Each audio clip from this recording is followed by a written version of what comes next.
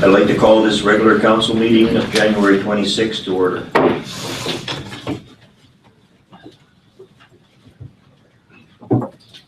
I would recommend council make a motion to amend the agenda for late items.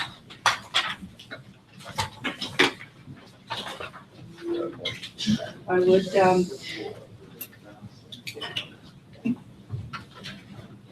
I would put for a resolution that the regular agenda be amended to include the following.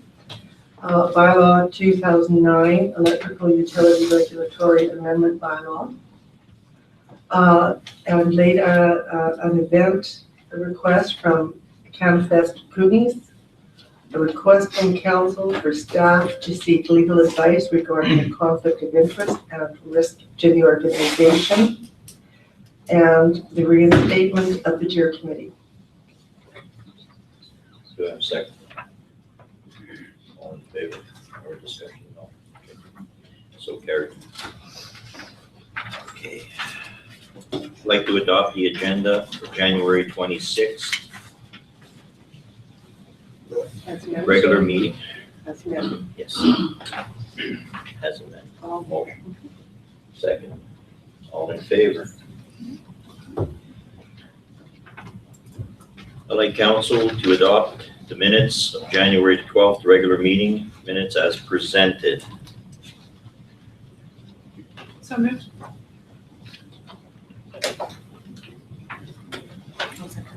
Any discussion? Mr. Mayor, could Yes. you please announce the names for the corporate officers so she can record them? Okay. Me and Councilor Hammond.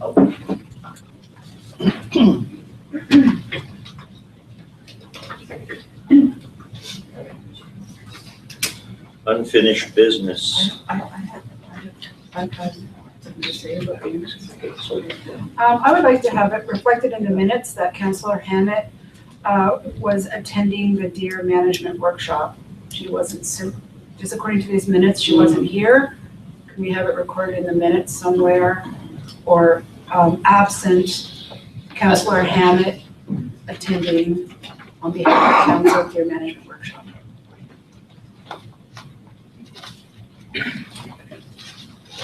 So you're moving the minute? I'm moving that amendment. second. I'll second.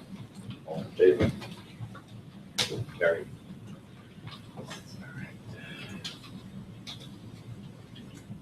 Did you explain that part to your side? Councillor Wishagan is not present at the evening tonight.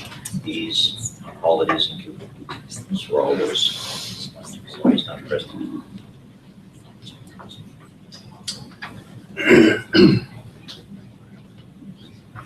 Our unfinished business is for Councillor Ross on the opting out of the Comprehensive Economic Trade Agreement, CETA resolution. Councillor Ross. Thank you, Mr. Mayor. Once again, I'll put forward the CETA agreement, the Comprehensive Economic and Trade Agreement.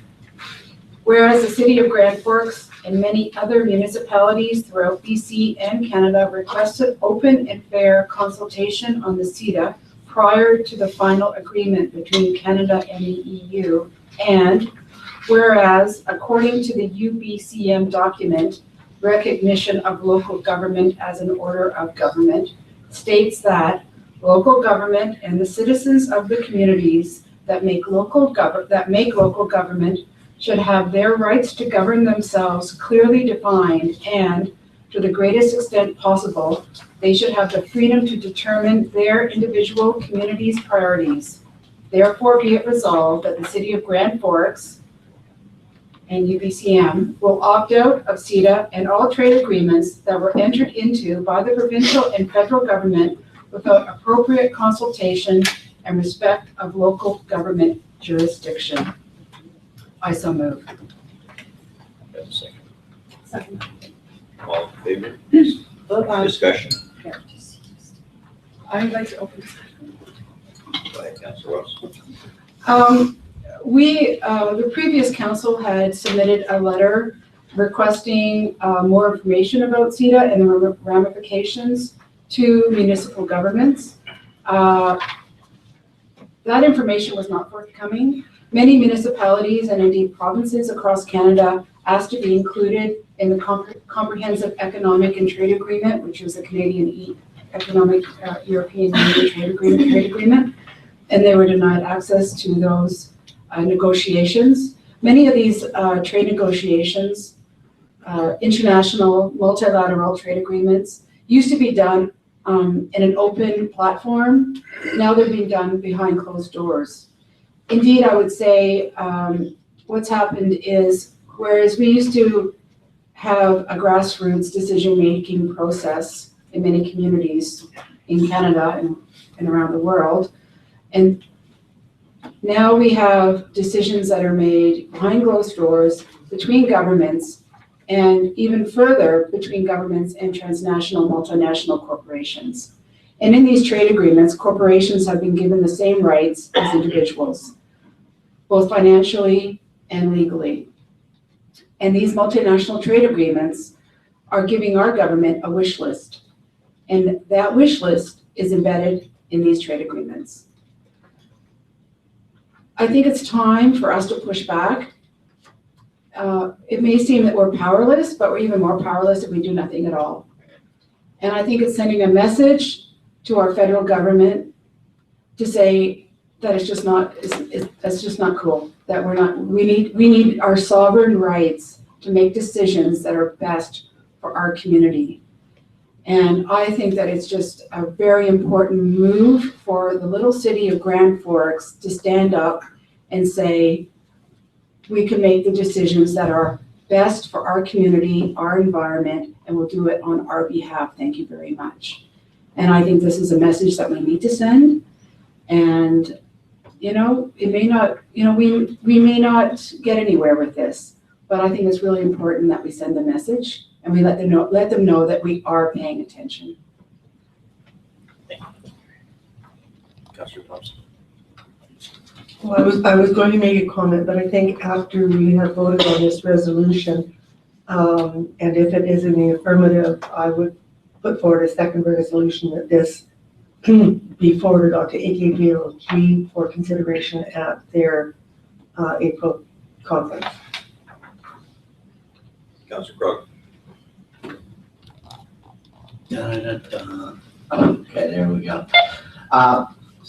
Yeah, I appreciate the direction the motion's going in, and also believe the statement that preceded it from Councillor Ross was very, very well put forward.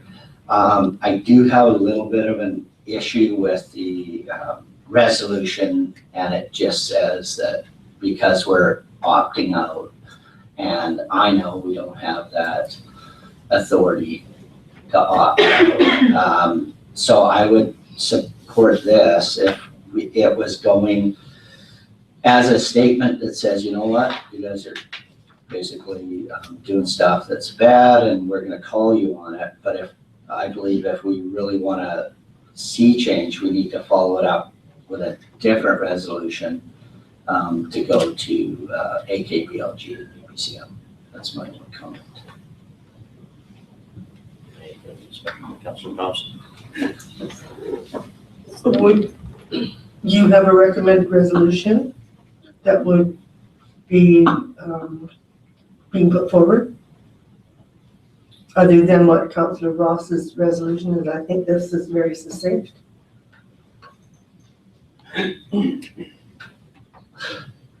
Yes, it is succinct. It's just, it ends. There's no requirement for response. I'm afraid it's not going to get through the floor to the government. They'll get a letter, and how many people see that, I don't know. It'll probably hit the first desk and get filed. That's how some governments do things. Not ours, but other governments do things. I would just like it to have a bit of a stronger voice. So I would also say that we should submit it, but we should be looking at another one. And I did kind of draft one up here, but it disappeared, so as a separate motion. Councillor Ross.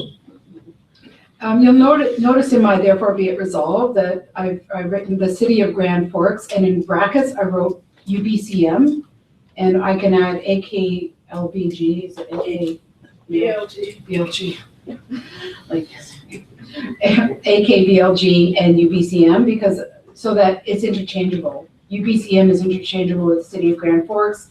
AKBLG is interchangeable with UBCM. I would entertain a friendly amendment, whether that could be a second, therefore be it resolved, that therefore be it resolved in the future, all trade agreements that have impact on municipal governments or community decision-making processes cannot be entered into without the appropriate consultation mechanism. I would entertain that as a friendly amendment if you would oppose that. Okay, to you, back to me, I guess. Councillor Crowe. So, I like that add. It's not exactly what my brain was thinking, but it's a awesome add-on, so I would make that friendly amendment. But the other part is, we say the city of Grand Forks, and then as Councillor Ross said, UBCM, AKBLG, but we can't speak for them in our letter. So if we're going to tell the government we're opting out, then it would be the city of Grand Forks. And once it goes to AK, then they can put it. So I thought that was premature. Yeah, never mind. Premature to be in the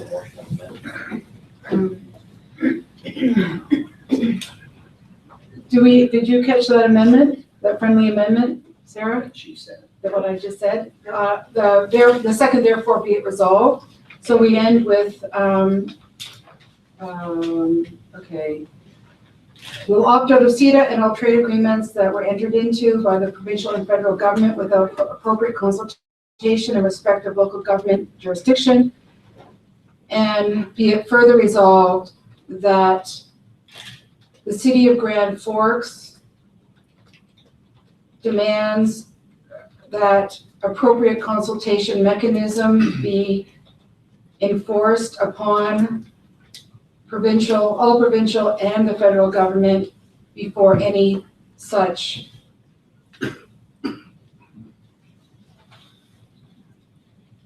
trade agreements are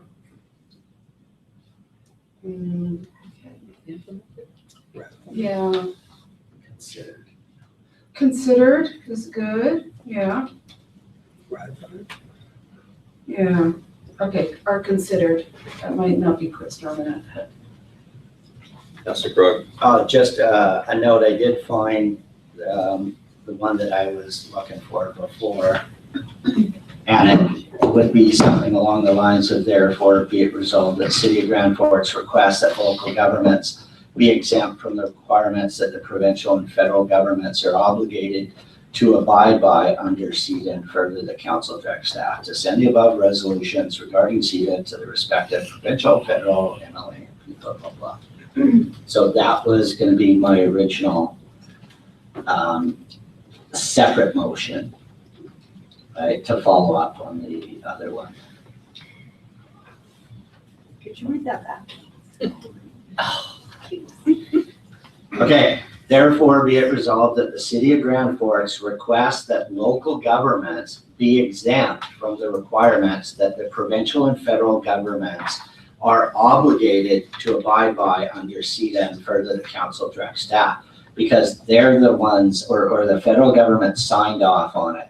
It was their trade agreement. They didn't let us. So the stuff Councillor Ross had as a whereas, I believe, that we were excluded or not included, blah, blah, blah, all of that, her motion, and then either this is a separate one or tag on, or I don't know. Councillor Ross. I would consider the first part a friendly amendment to my first therefore be it resolved. The second part, which is directing staff, I don't really think that needs to actually be a part of the actual resolution, because all we're doing is directing staff Okay. to send that letter, where to send that letter. Okay. It doesn't have to, that's just housekeeping. So I do like your therefore be it resolved, but I think that my second therefore be it resolved, my amendment, which actually is directing the federal and provincial governments to reinstate appropriate consultation. I still believe that my second therefore be it resolved can get tacked on to your first therefore be it resolved.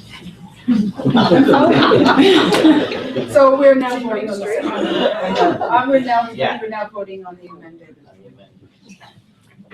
Do we have a second on the amendment? We can send it, we'll send it to it. There you go. So, Any more discussion? All in favor? So carried. Councilor Crog, do you still have a motion on the table?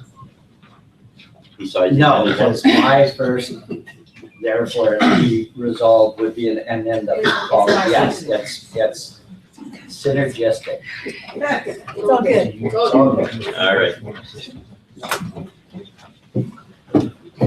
We'll now have reports, questions, inquiries from members of council, verbal. Starting with Julie, Councilor Butler. All right, thank you, Mr. Mayor. On Wednesday, January 14th, oh, I'm not on. I know. You're on now. On Wednesday, January 14th, myself along with Councillor Hammett and Mayor Conrad attended the draw for the $2,015 held at the Gazette. Congratulations to all the finalists who received runner-up prizes from local businesses, and to Pete and Deb Kaza, who won the grand prize. On Thursday, January 15th, I attended the Rec Commission meeting. The Rec Commission makes recommendations to the RDKB for a decision. We recommended a $60,000 upgrade to the Aquatic Center for the replacement of their ozone system with a UV water treatment system. This will help lower chloramines, which cause the nasty chlorine odor that irritates your eyes and your skin.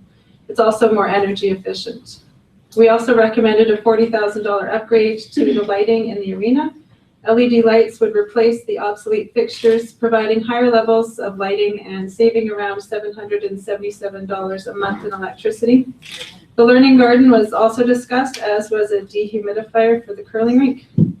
And on Wednesday, January 21st, I, along with Councillor Thompson and Councillor Hammett, attended the Women in Business Luncheon, where Councillor Thompson was the guest speaker, and she was talking about the experience of being involved in local government. And that's my report. Thank you, Councilor Butler. Councilor Thompson. Thank you, Your Worship.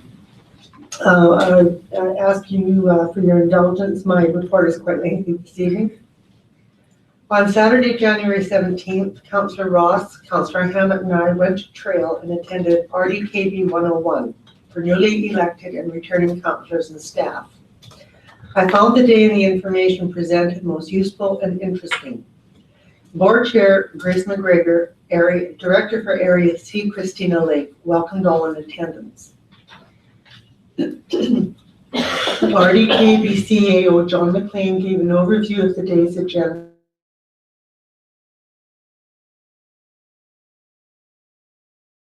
Of note is that the use of the transit bus operated by Interior Health between Grand Forks and Greenwood has increased.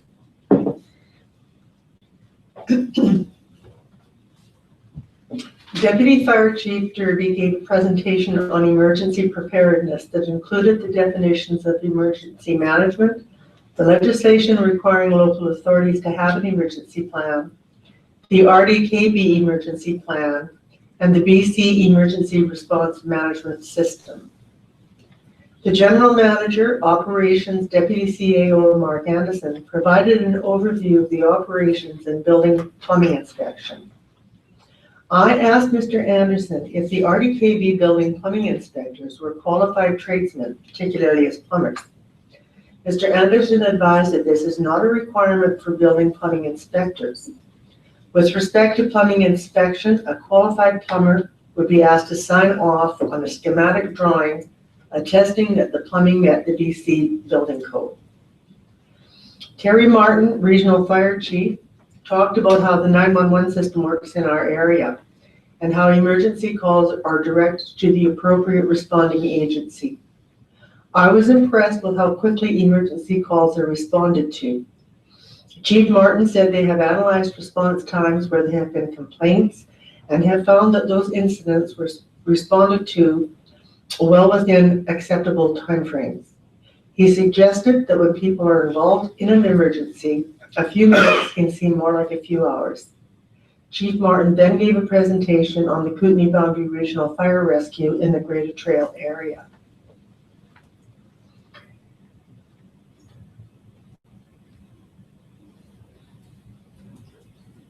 Okay.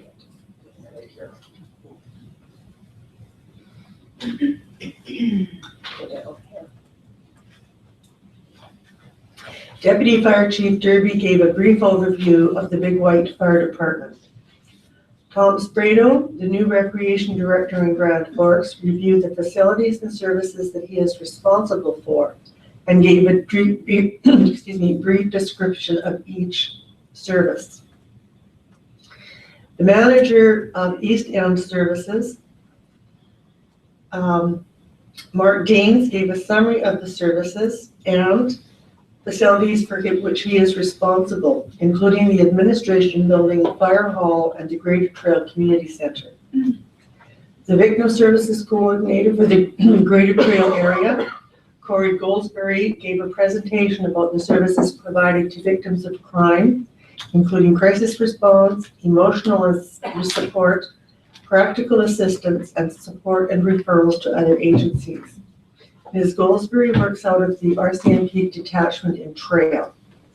I would point out that the West Boundary also provides these same services, and that Kathy Riddle is our Victim Services Coordinator. Donna Dean, Manager of Planning and Development, explained that in addition to providing planning and development expertise, they also do GIS and mapping. This department gives advice to municipalities and will do special projects on a fee-for-service basis. The Manager of Environmental Services, Al Stanley, provided an overview of what the department oversees. This includes solid waste management for the entire RDKB, including our city's landfill.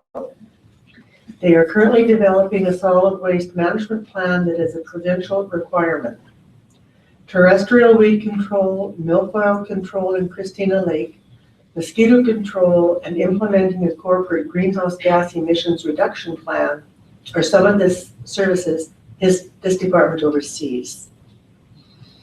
RDKB CAO John McLean has offered to come to Grand Forks and give council a workshop on the shared services in which we participate.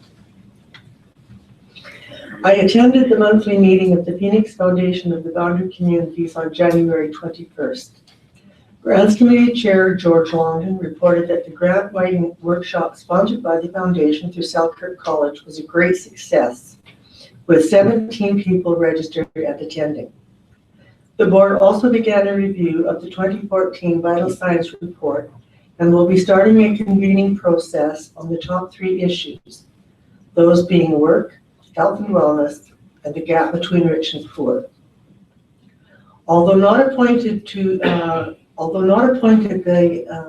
city liaison to the Phoenix Foundation of the Boundary Communities, I did attend their monthly meeting on January 21st because I felt that the city needed to be represented there, in accordance with the terms set out by the city in 1997 as a condition of a $100,000 contribution. An item on the agenda was city liaison. Accordingly, I am requesting that at this meeting, I be appointed as the city liaison to the Phoenix Foundation of the Boundary Communities. And that is my report. Thank you, Councillor Thompson. Councillor Ross. Thank you. Well, I reviewed and have continued to shortlist applications for CAO for the city. And this is an ongoing task of all of council and takes considerable time to read cover letters and resumes. I developed the new CETA resolution for consideration. On Tuesday, January 13th, I met with Rolly Russell to discuss what's happening in the RDKB, and as the alternate as council rep, I felt it was important that I meet with Rolly and get an update on what's going on in Area D. On January 17th, along with Councillor Hammett and Councillor Thompson, I also attended the RDKB 101 at Centre College, and I have a lengthy report here that I'm going to save you the discomfort of listening to, and that I have the notes if anybody wants to read them. And just regular and daily, almost daily council communication via first class. So I think that's ongoing for all of us. That's fine. Thank you, Councillor Ross. Councillor Hammond. I'm going to keep mine brief also. I, along with Lori Grant, our Wild Safe BC coordinator, attended the UBCM Urban Deer Conference, January 12th and 13th in Richmond. We met with provincial staff, BCS, BCA, Wild Safe BC, and communities with similar problems. We discussed available management options, provincial involvement, cost sharing, and processes. I suggested that deer management be the responsibility of the Department of Fisheries and Wildlife, to be called in by local governments as needed, or would like to see provincial funding. But I suspect that for the immediate future, we can only be optimistic that they will provide standardized education and communication packages. As a result of this conference, an advisory committee has been established. Just some of the recommendations that in day 2, when we broke up into workshops, that there be clearly defined roles between the governments, that the local government make recommendation to provincial government and provincial government take action, probably the Fish and Wildlife Department. Of course, responsibility would probably be shared for the cost through the municipalities, since municipalities help to contribute to the problem. One of the things that we have that they have required, and that is required of all communities before anything can be done. Grand Forks has taken good steps and is doing everything that is required, with the exception of bylaw enforcement, which they would require before they would give us a permit to do any deer culls. So we have to look at putting more teeth into our bylaw, or enforcing the bylaw to prevent feeding, because that's the big contributing factor as to why they're staying here in the first place. January 14th, I, along with Mayor Conrad and Councillor Butler, attended the Gazette local shopping spree draw. And on Saturday, January the 17th, Councillor Thompson, Councillor Ross, and myself attended the RDKB 101 information session, which I found very informative, outlining the roles and responsibilities of the RDKB and how they work in conjunction with local municipalities. Councillor Thompson, Councillor Butler, and myself attended the Women in Business Lunch on January the 22nd, and have been continually reviewing resumes as they come in for the new CAA position.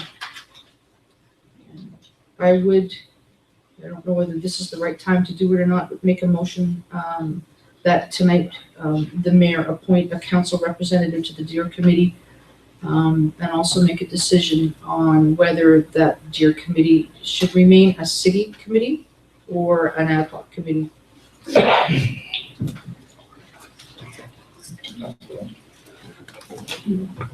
Councillor Thompson's still on. Oh, We need a central control system. I have a resolution that I could put forward right now.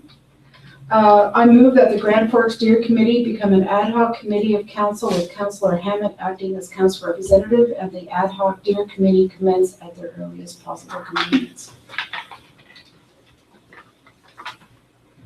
Councillor Butler. So I guess I have to second that motion before we can discuss it, so. I do have an actual letter that was sent to our BC Wild Safe coordinator. I'm just going to pull it up here. Just bear with me a second.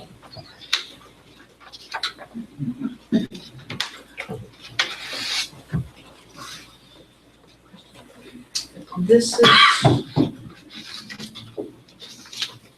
it's a recommendation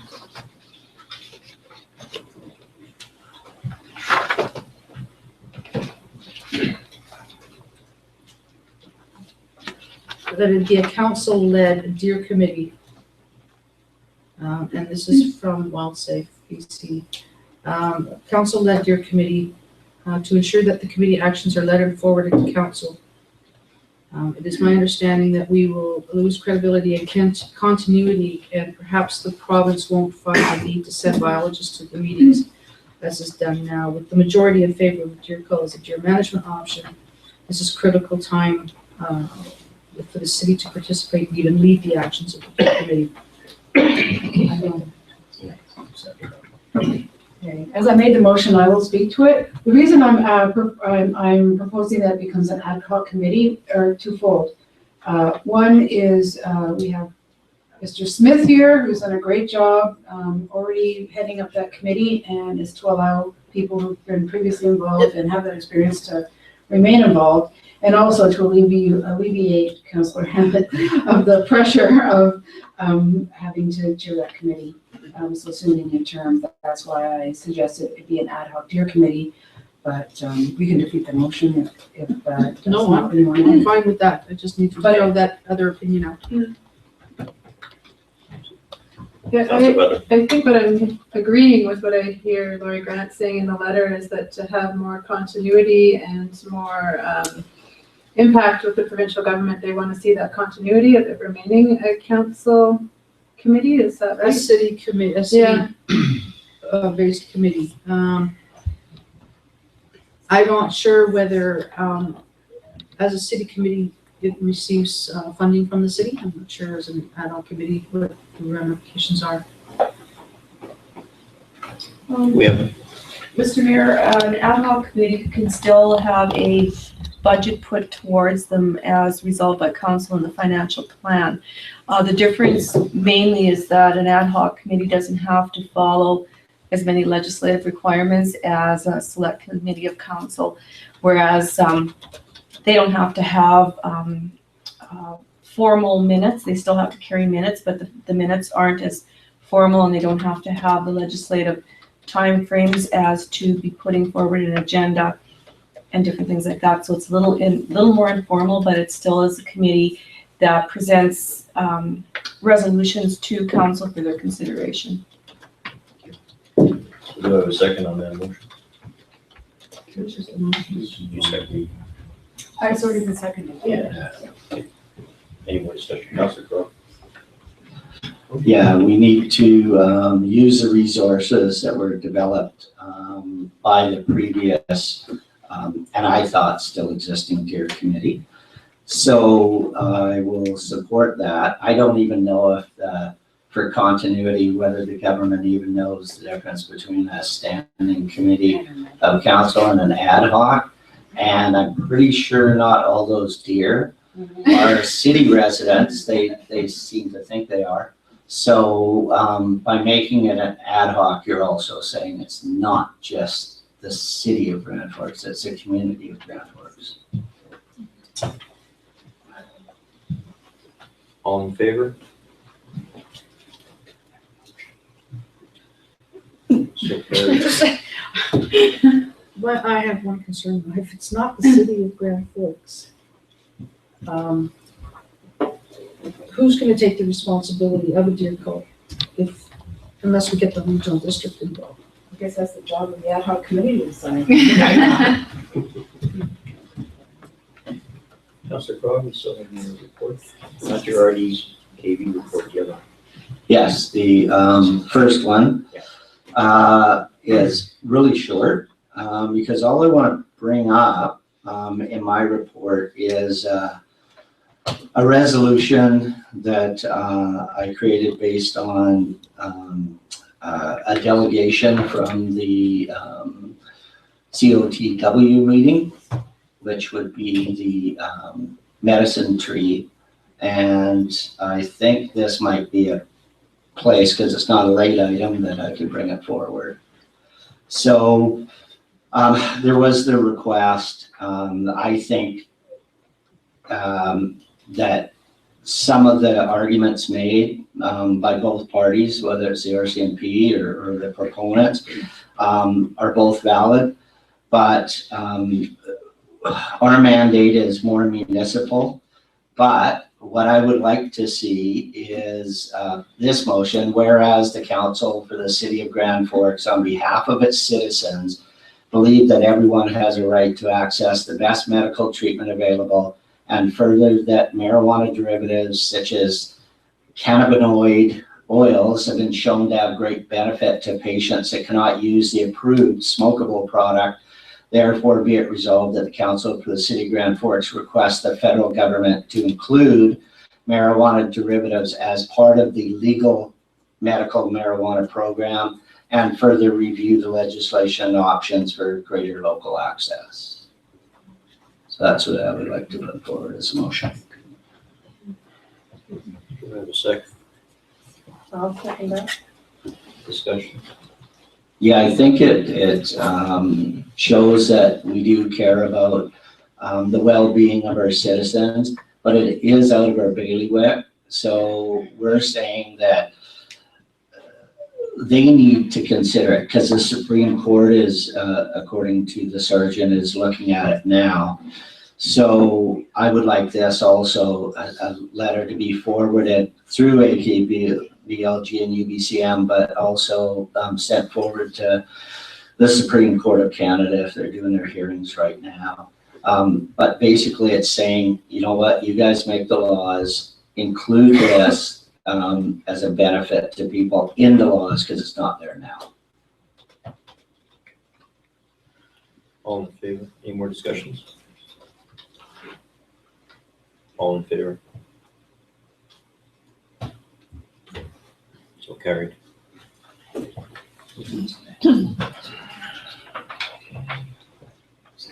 We're gonna have a report from the representative to the regional district of Kootenai boundary. Councilor Brook. Okay, it's me again. Okay, let's get rid of this one. So on the 22nd of January, I attended a finance committee meeting for the regional district over in Trail. And as soon as I close half a dozen of these windows, I'll actually be able to find it. Okay. Never mind, I'm here. I believe that I shrunk it. So I will request a minute if I can make this after the next thing for me to find it. I can't find it. Shrunk it. Do you want us to proceed? Yes, please. Before we do proceed with this report, can we accept the The reports other from ones. council? Yeah. Yes, that's a question I was gonna ask.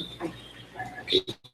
So I'd like to thank council for all the reports, and I'd like a motion on accepting the reports. So moved. Councilor Thompson, second. Councilor Ross, all in favor? Okay, now I found it. Carried. But no, that report, but now I found the regional district one. So we were given the first look at the finance agenda and all the finances that are related to the running of the local government known as regional district. So it was more an introductory meeting where they showed us all the budgets. We had a chance to ask questions. There are specific budgets that affect the city of Grand Forks, as well as the community of Grand Forks, so under the stakeholder budgets. And I do have a copy of those to distribute. We didn't get into the details of that as it was an overview looking at all the different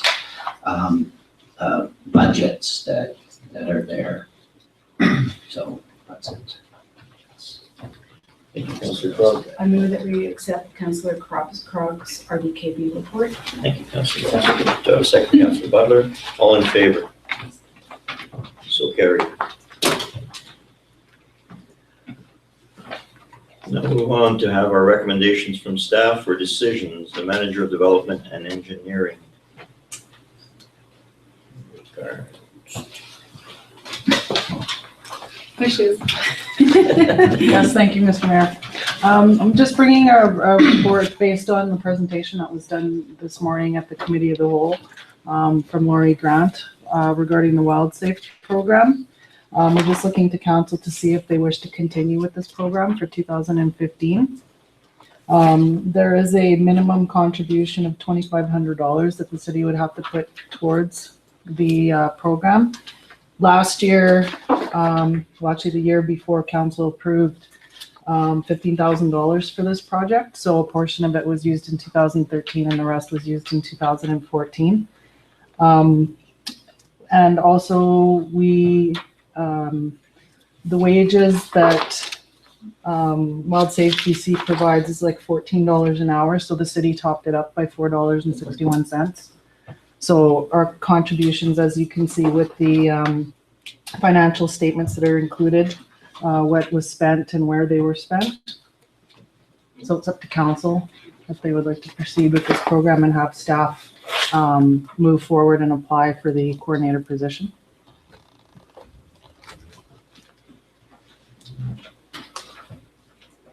I just wondered, Mr. Mayor, if I could speak as chair of the DARE committee in favor of it, because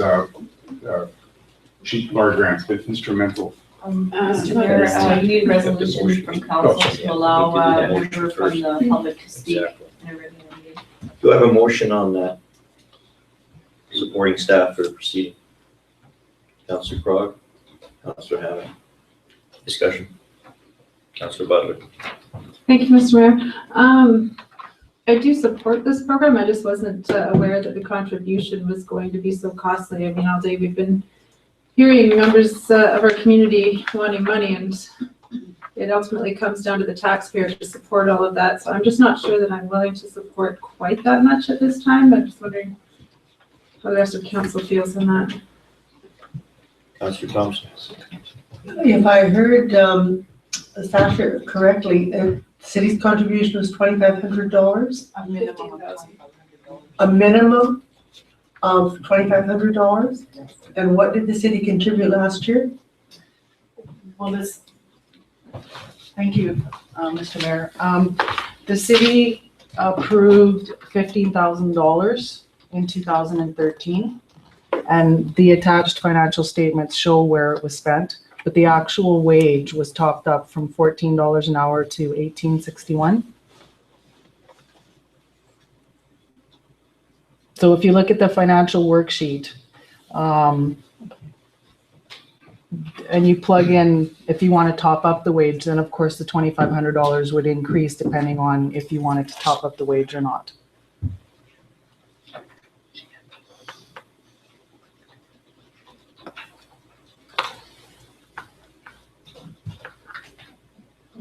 Your worship, through to Sasha again, did that include the $9,000 or whatever for the collars? Or was that a different? No, that's a whole separate. This is just for the Wild Safe BC program.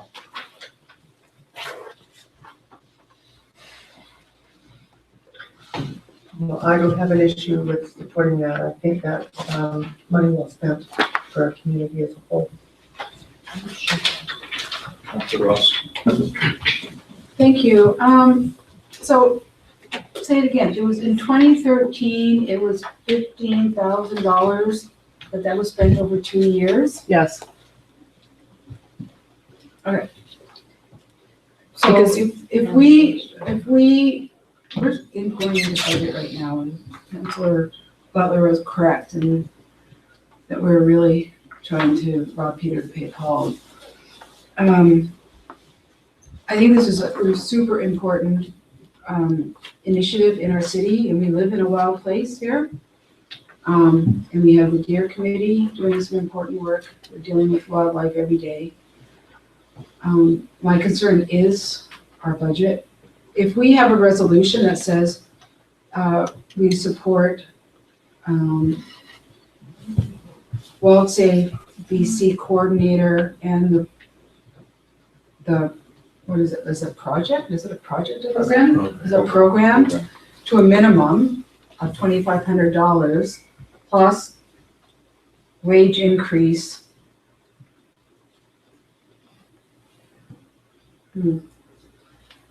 If we say it's a minimum, then it's at our discretion to, later on, as we do the budget, to apply more funds as we are able, once we go to budget. But if we say right now in the resolution, a minimum of, that means we can give more if we're able. Mr. Mayor, we have a grant, well, the program deadline is February 6th. So we'd have to give them with an amount in order for them to approve the application.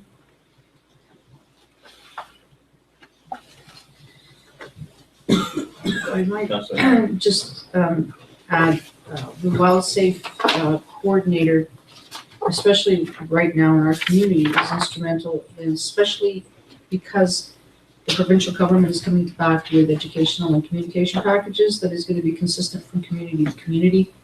And we discuss possibly having it administered and distributed through Wild Safe BC representatives and coordinators throughout the province, especially in problem areas. So I think if we look at it in terms of educating the public and communicating with the public regarding our issue and the challenges that we face, I think we should consider that in our decision.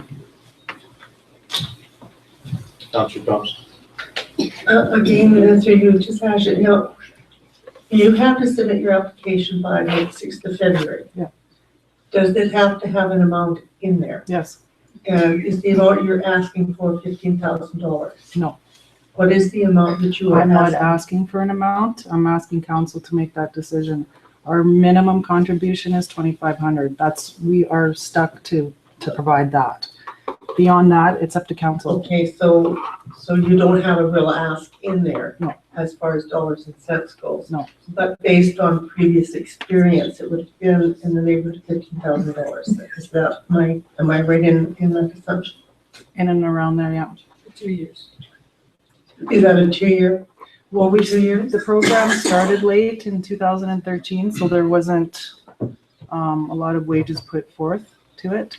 So these funds would be totally expended in 2015. Yes. So do we have a resolution currently on the floor? Yes. Yes.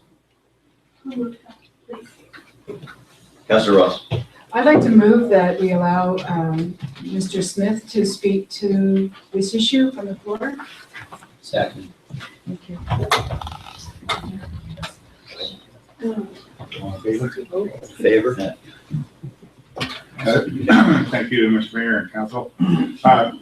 Lori Grant's been instrumental in a huge piece that's important to this community with respect to educating people on deer behavior and the impacts of human behavior on wildlife. And it's going to play a critical role in any deer management program that we put forward to the province.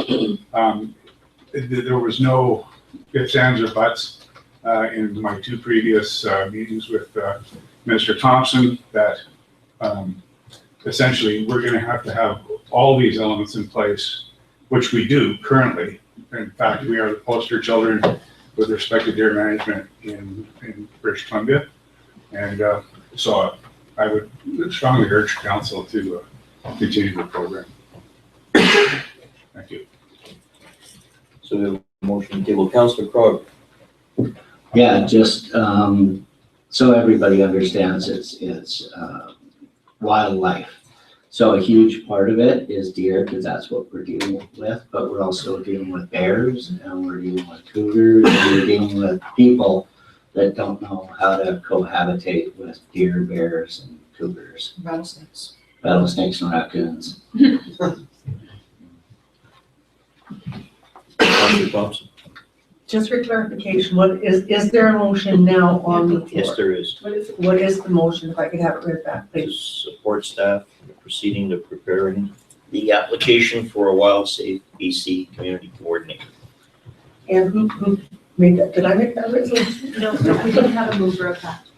We didn't. I don't have a mover of that. Okay, You don't have a move. okay, so, Yes, Councilor Ross, okay, Councilor Ross. then I probably seconded it. But I would ask for a friendly amendment, if Councilor Ross is in agreement, that Ian is, that we, add that we fund, include $15,000 in the 2015 financial plan to support this program. Councilor Crog. I have to accept it as a friendly amendment. Okay. Can you be, you could be a little bit more specific, because it says it right here, that it be funded through the legislative committee budget. And I always wondered what was in the legislative committee budget, and it's quite a considerable budget. So if you include that, then I would consider it as a friendly amendment. So, yeah, so that council supports staff proceeding with preparing exactly how you've written, how you have it written here. And do you want a dollar value on it? Well, I think that's the indication that we got from Sasha, is that in order to complete the application, the funding has to be known. And the funding hasn't been determined. The application has to be submitted by the 6th of February. I would point out that the opinion poll, albeit non-binding, was overwhelmingly supported during the election. That I can't see us getting much of an objection from the taxpayers. Councilor Crog. There, she turned it off. Well, I can speak without the microphone anyways. The council in 2013 put in 15,000. So I don't know if that amount is required for 1 year. So if that's what, I'm supportive if that's what we're going for, but if we used it up at part 2013 and the rest in 2014, then we shouldn't need 15. So how about a friendly amendment to your friendly amendment to knock it, I don't know, to 10 or something? Councilor Moe. Thank you, Mr. Mayor. I'm really in favor of keeping our taxes down this year for the taxpayers, and I see our expenditures as, after the budget that's been presented, is something that concerns me. I would be in favor of supporting this motion as it's written, that council supports staff in proceeding with preparing. But as far as attaching a dollar amount to it, I think we could do that at a later date. From what I heard Sasha say, I asked for a dollar amount. Yes, thank you. Unfortunately, in submitting the application, we have to give them a dollar amount. Can I just clarify? I get clarification. It's my understanding that the Wild Safe BC coordinator position is a specific term from like April to November, and people apply each year for that position, and it's appointed each year. So that position would have to be applied for again. So I'm guessing that they want to know what the total amount would be, or wage top up, so that when they advertise for that position, the candidate will know what it is that they're going to be receiving in remuneration. Councilor Thompson. Thank you, Worship. Through you to the CFO. Included in the legislative budget, has there been a dollar amount attached to this specific item? To you, for Mr. Mayor. We have not attached any monies for 2015 yet. We did the initial presentation draft. For all legislative committees, we had initially given a flat amount of $45,000 to be allocated how you chose. That was just an initial draft today, an initial kind of put together, so we could definitely still negotiate that. So the funding for this program would come out of those suggested dollars. So this wouldn't be over and above. It could be included, or of that $45,000, the council could determine to dedicate, I used 15,000, but I agree it could be 10, to that particular program. Mr. Mayor, can I just clarify that the BCCF will provide up to $8,000 towards wages? So again, our minimum is 2,500. They will provide up to 8,000. And then if we want to top it up from there, we can do so. Councillor Thompson. I'm getting confused. Is the application that you're making strictly for wages and not for the whole program? No, it's for the whole program. For the whole program, including the wages. Yes. If council chooses to top up what they're already going to pay, because the BCCF does pay $14 an hour for up to, they'll provide $8,000 in support for the program. The municipality has to pay a minimum of $2,500, and then if they want to top up wages or give them, you know, a computer in kind or any other thing, then that would be on top of that $2,500. Councillor Butler. So what you need to proceed with this then, through Mr. Mayor, is a 2,500 commitment from council, and then you can go ahead and write your, so I would recommend that that's what council. If that's all council wants to suggests. spend, yeah. Mr. Mayor, just looking at the statement of expenditures that's in the package, the initial $15,000 after 2013, 2014, looks like the share of the city was just under $7,000, which gave the coordinator the contract wages of $12,611, which come out to a total of $15,000. So it looked like it was just under $7,000, which was the city contribution in 2014 that equated to what happened in the last term. Yeah.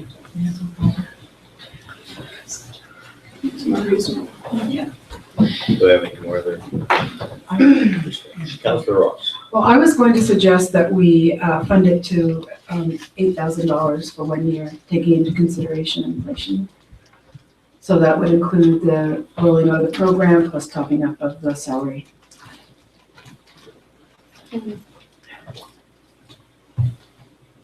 Second. Is that friendly amendment? We've had two friendly amendments. We have one motion to proceed as it was, so are you withdrawing your motion, Councillor? It wasn't a motion, I was just discussing. So we have a motion from Councillor Ross and we have a second from Councillor Hammond.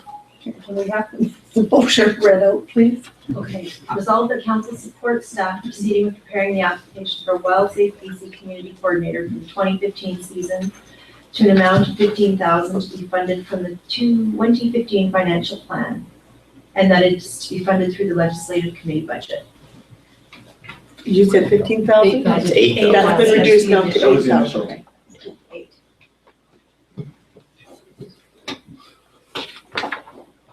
Are you clear, Councillor Thompson? I think so. It's been a long day. So all in favor? Carried.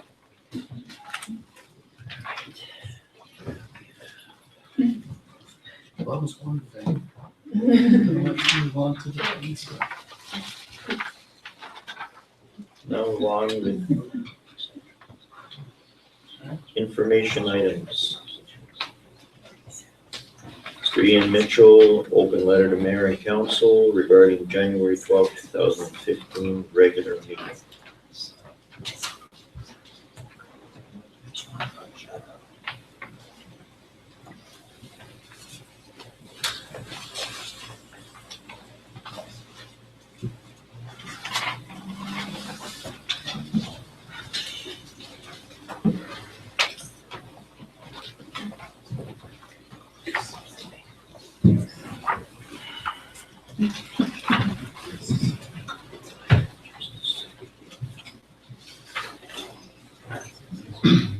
Mr. Mayor, you just, you'd like to want to make a motion just to receive for Yes. information and for discussion. Yes. Like a motion to receive this information. Councillor Ross, Councillor Thompson. Discussion. Councillor Sorry, Butler. Mr. Mayor, I was just wondering if you had a response for Mr. Mitchell. I think that's what he was looking for. Yes, I do.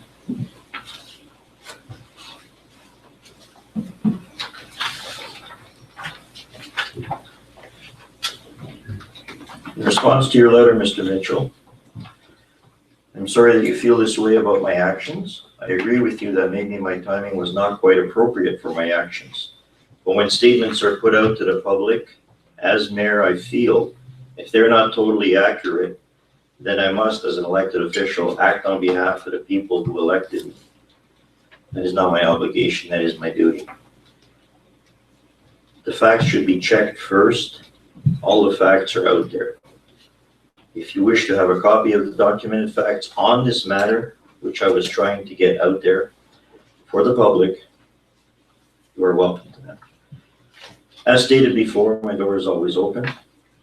It would be my pleasure to discuss the issue respectfully. Mayor Conrad.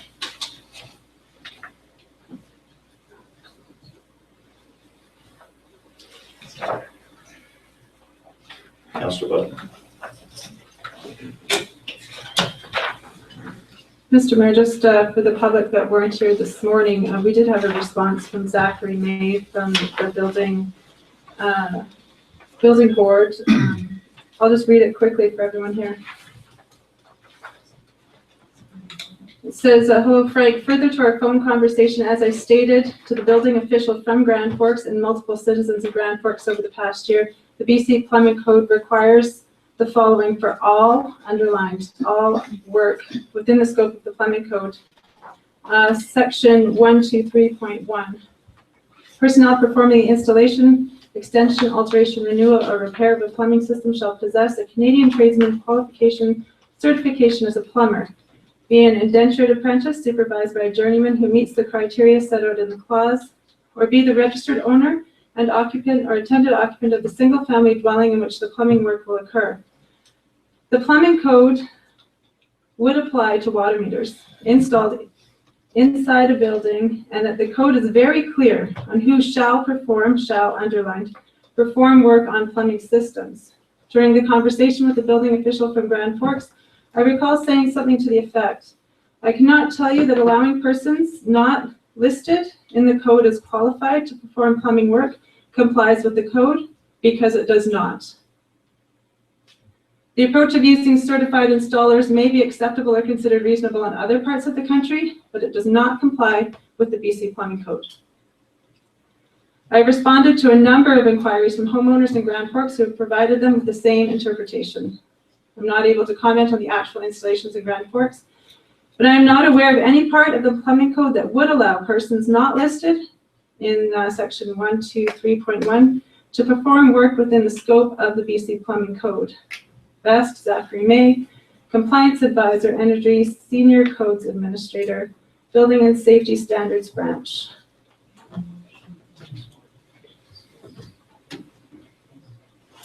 So that was the response that we had. Any other discussion? Yes. Councillor Thompson. I regret that one of our senior managers was, in my opinion, taken to task publicly over an issue that he reported on with the best of the information that he had available to him at the time. If a member of council doesn't agree or takes exception to something that a senior member of our management team says, then I think it would be more appropriate to speak to that individual privately, not publicly, have an exchange of opinions, and then come back. If indeed the management member did make statements that upon reflection or upon further research were incorrect, then they would have the opportunity to come again publicly and to correct themselves. I don't like to see any of our management team dealt with in the manner in which they were dealt with on the 12th. I think it's most inappropriate. Our management team worked very, very hard for us, for all of us, for the community as a whole. And I don't like to see any of them publicly embarrassed the way Mr. Copan was on the 12th of January. I have every confidence in his abilities to do his job. I think he does it extremely well. I think he is very qualified. And I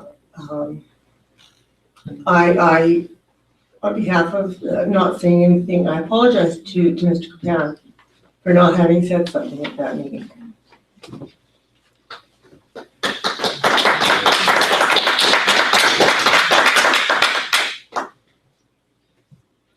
Other discussion?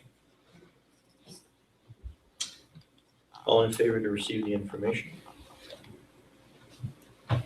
So carried.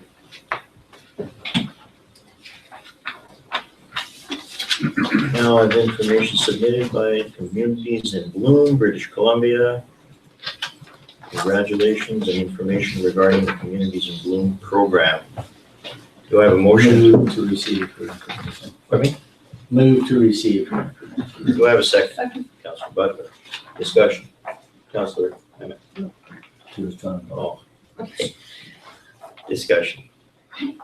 All in favor to receive the information? So carried.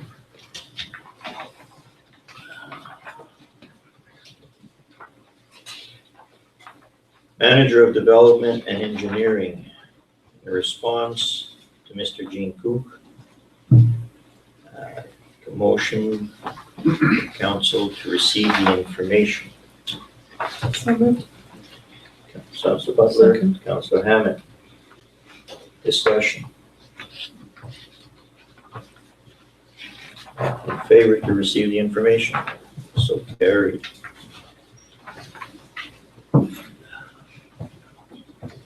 Canada Day Committee Chair, Anna Lacton, requested the city to provide financial support in the amount of $800 towards the Canada Day celebrations 2015. Receive for information. Seconded, Councilor Hammond. Discussion. Councilor Crog. Yeah, I was gonna ask through you to staff the appropriate way to deal with this. In the past, we've given them an $800 contribution.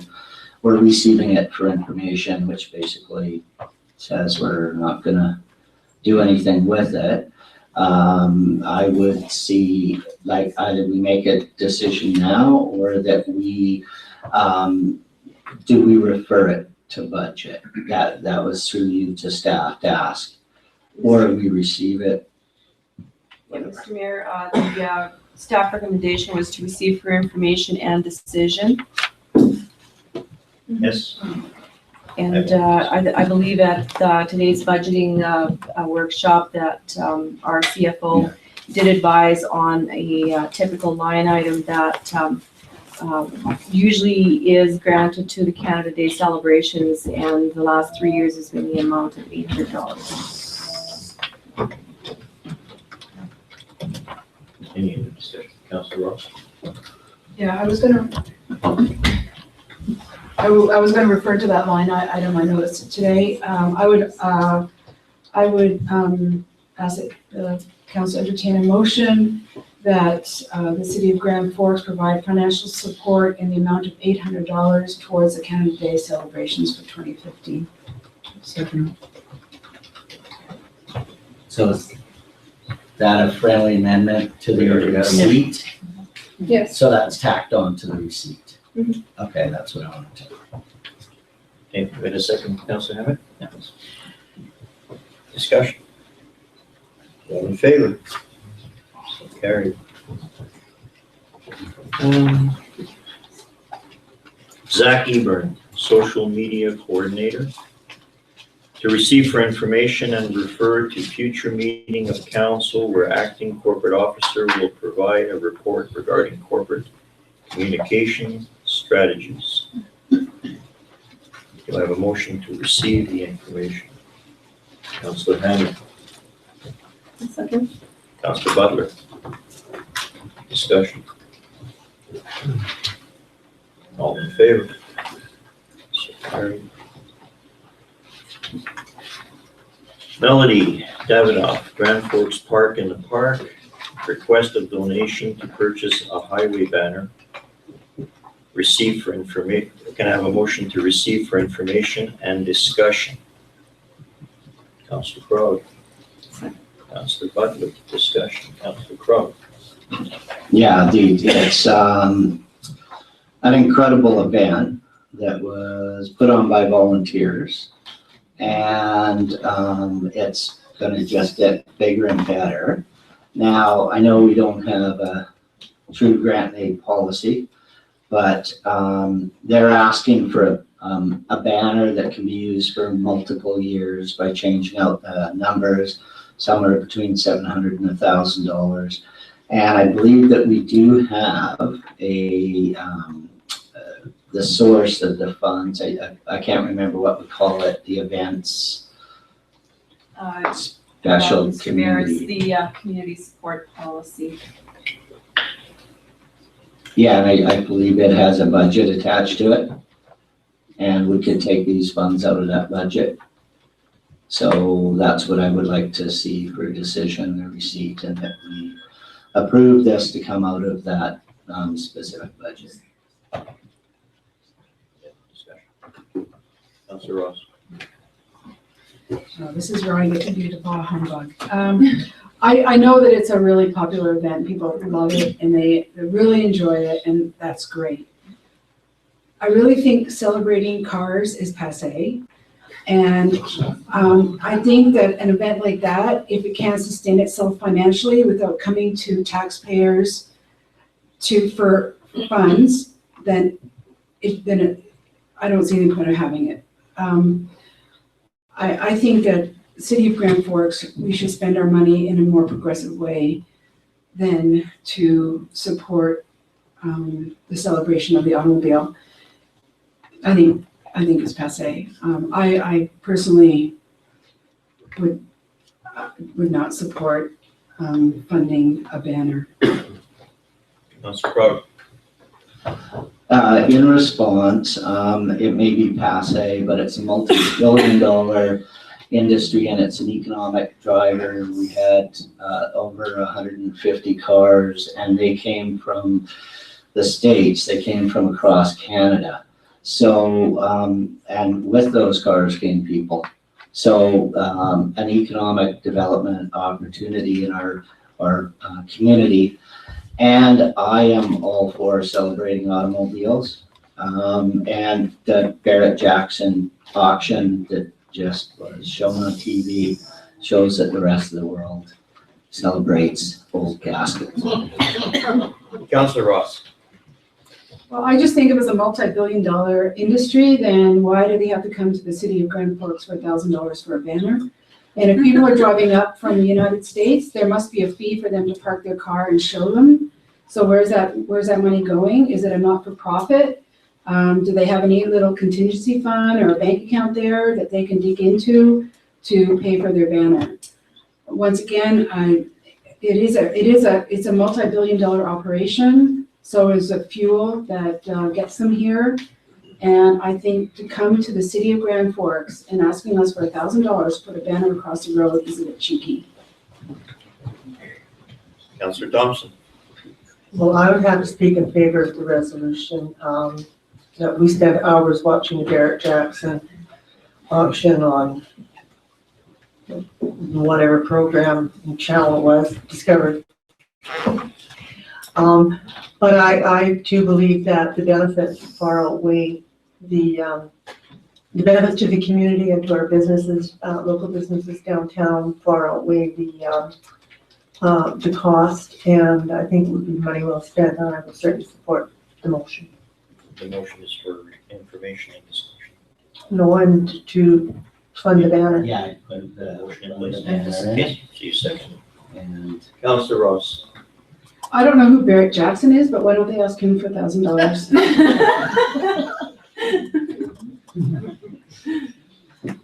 Councillor Croy. cars aside, okay, let's forget the automobile and the oil industry. Let's look at our calendar of events for our city, and that's what this request is for.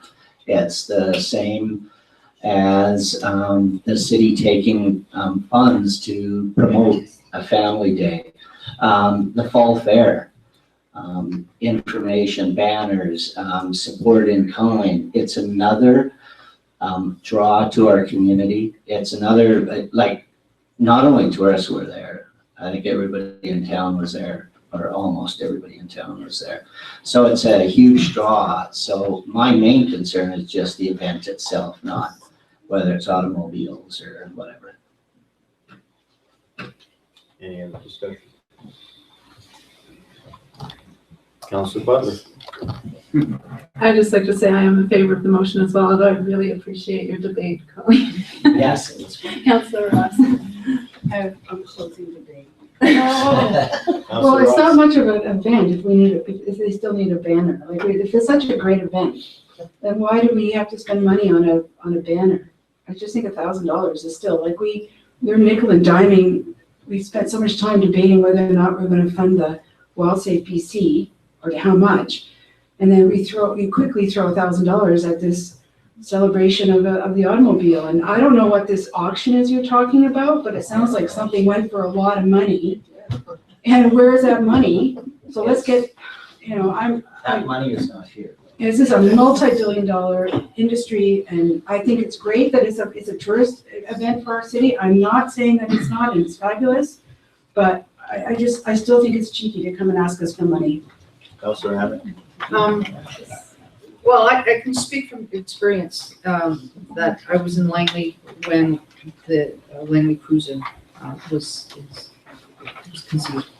And a member of our board chaired that committee, and it's become the largest art show north of Reno, and I believe west of Toronto. It was huge. Within year 3, there was 2,500 cars registered. The whole downtown was blocked off for parking, and there's been an excess of 350,000 attendees, and it had spread over 3 days. The revenue into the city was monumental. Now, we did give seed money to that group to start that car, but they established a bank account. It became a nonprofit society, and that seed money, they generated revenue each year and became self-sustaining.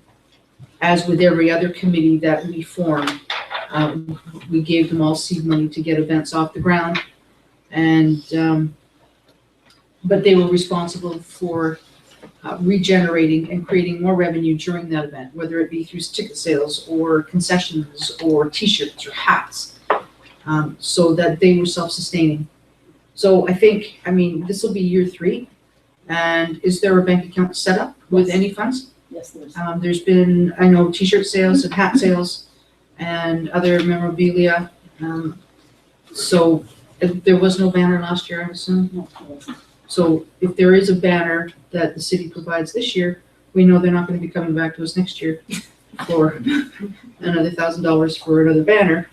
And hopefully they'll have their bank account built up enough so that they'll be self-sustaining. But the draw to the community, I'm just looking at the future because I saw where it went in the past, could be potentially phenomenal. Clarification, because, sorry, but I made a statement and it seems to have got caught up in the whole debate, and my statement about the multi-million-dollar industry was specific just to show that that's how much interest there is in car shows. And that was in response to the statement that they're passing. So this group is not a multi-million-dollar entity of any kind. They're a group of volunteers that are putting together something for the enjoyment of locals and others. So that's sort of what I meant. Councilor Butler and then Councilor Campbell. Thank you, Mr. Mayor. I think that the $1,000 is a good return. We'll have a good return on that investment for the community. There will be a lot more coming in than is going out. With regards to the deer, I see them as a bit of a money pit. They're not providing any meat or anything back to me for the investment that we keep making in them. So I would like to support this motion and call the question that's been put forward to support it to the tune of $1,000 for a banner. Councillor Thompson. Just briefly, I think the banner is money well spent as well, because it's in August, it's tourist season, people driving through, heading east to west, you're gonna see the sign and go, oh, and they're gonna stop and they're gonna spend money in our community, so I support that. Just Councillor Hammond. one more thing. When I was on the Downtown Business Association, we talked about multi-use banner being obtained by the city that could be used for many different events throughout the year. And with like peel and stick, that the same banner could be reused and just the lettering changed for each different event. And I'm wondering, did that go anywhere? Does anybody at the city know? Mr. Mayor, we did look into it, and it didn't really go anywhere because the cost of changing out the Changing lettering letters. for all the different ones would have superseded the price of the banners. Makes sense. Any other discussions? All in favor? So carried. Opposed. Opposed? Councillor Ross.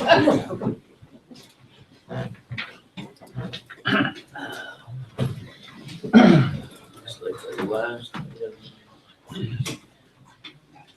Kootenays Medicine Tree, advocate letters regarding support for the Kootenays Medicine Tree. Have a motion to receive it for information. Make a motion. Second, Hammond. Councillor Crog. Discussion.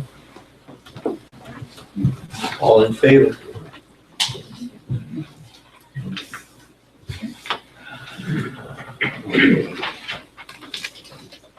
The Chief Financial Officer will now be presenting bylaw 2007, City of Grand Forks 2015, Revenue Anticipation Borrowing Bylaw. Thank you, Mr. Mayor. This has already received 3 readings this file, so it's just up for adoption now. It just to cover the city's overdraft for the year. So moved. Second. All in favor? Carried. Our Manager of Operations will be looking at the Electrical Utility Regulatory Repeal Bylaw, number 1543-2014.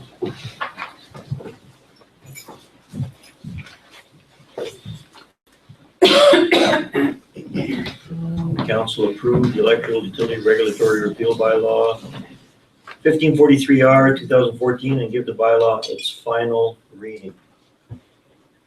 I'll move final reading. Second. Discussion. All in favor?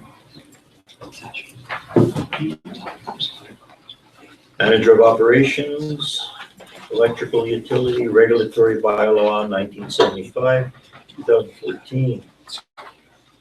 And Council, a motion to approve the Electrical Utility Regulatory Bylaw 1975, 2014 and give the bylaw its final reading. So moved. Councilor Thompson. Councilor Ross. Discussion. All in favor? So carried. We'll now move on to the late items.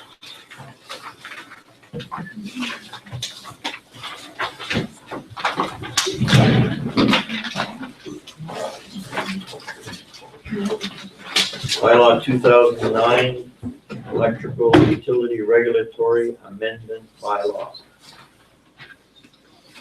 Is that one of the late items? No, Your Worship, just did the readings on that one. One of the main items, Mr. Mayor, is the discussion of the event request for the city. Just Oh, I'm sorry, yes. Oh, yes, it's the bylaw from this morning Okay. with the pages missing, sorry, yes.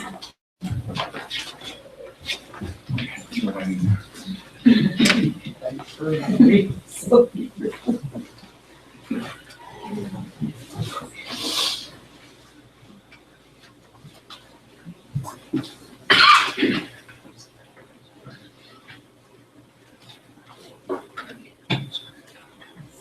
Counselor Butler.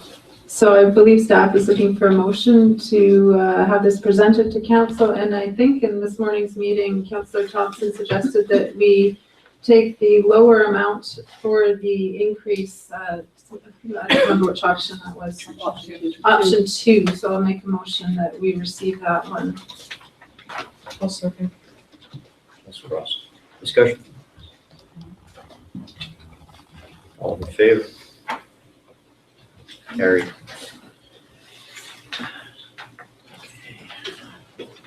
Your second lead item is our event request from Canafest Kootenays, a musical festival.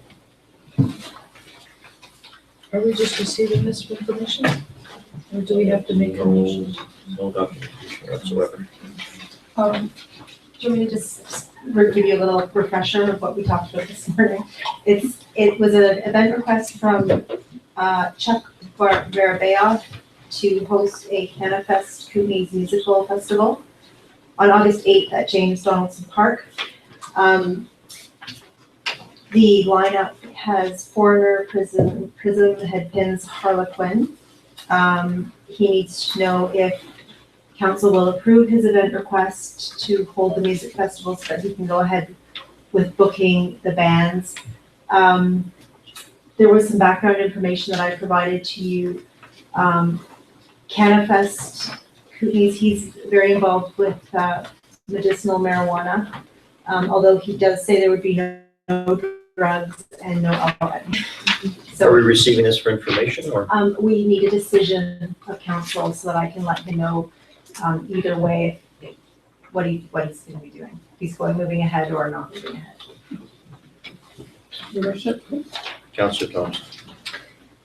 In as much as he is stating in his letter that there will be no alcohol or drugs on premise, and it appears he's going to have one security person on site for every 100 people in attendance. And I don't believe he has done such an event in Grand Forks. Frankly, I'm prepared to give him a chance. And I would put forward a motion that we approve the request. Do I have a second? I'll second it. Counselor Hammond. Discussion? Counselor Crog. Did the mover and the seconder want to speak first? Okay, going through it,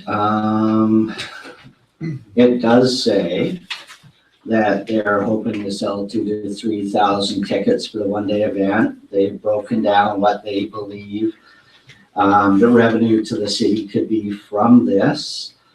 And it says that they're not going, or they're going to ask everybody not to have any recreational marijuana usage at it, and that no alcohol will be tolerated. But somewhere in here it also says that they will be dispensing, we will stipulate in our ads leading up to the event, no recreational use of marijuana at the event, but we will offer medical grade marijuana to patrons.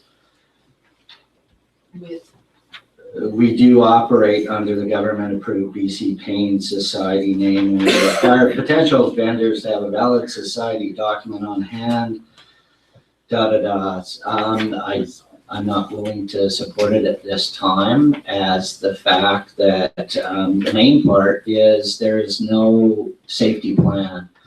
The event that was to take place in Ticton, I believe, they had issues because they don't have a formalized safety plan. He says he'll have one trained security person for every 100 people in attendance.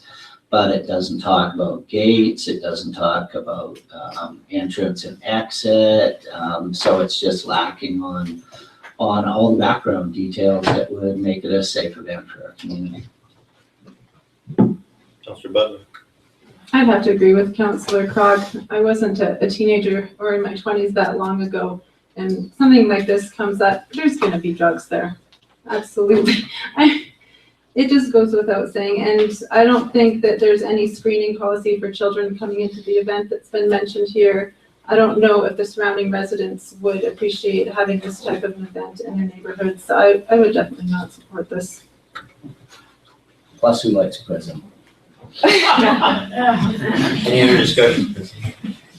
I don't see this as being any different from any other music festival, although my concern would be the duration of the festival, how late it runs at night. For those people that remember the Festival of Freedom that used to be held annually at the USCC, and that would be a 2-day event. You're not going to stop drugs or alcohol getting into any event. Doesn't matter whether it's a GFI or anything. People want to get it in, they will.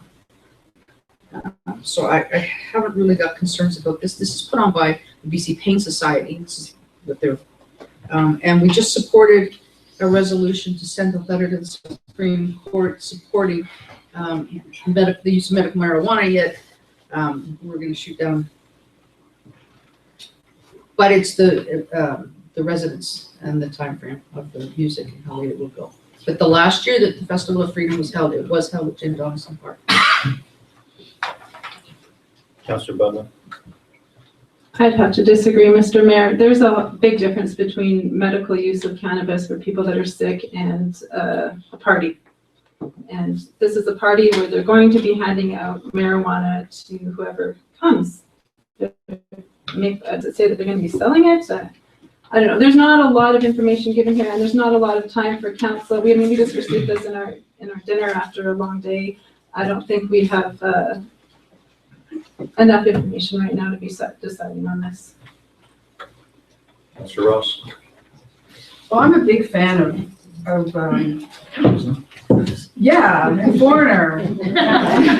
And, I really like the idea of bringing live music back to the city and having events where we celebrate the arts and for all ages.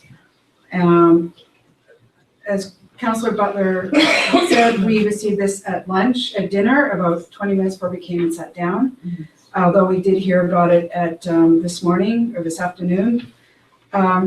I just think due to the lack of detail, I want to be clear, I really would support a great concert here in the city. I think it'd be great, or have something in partnership with Area D so that if it is bothering the concentration of citizens in the city, that we have something in Area D, that we do rejuvenate that history of music and celebration of music in our region.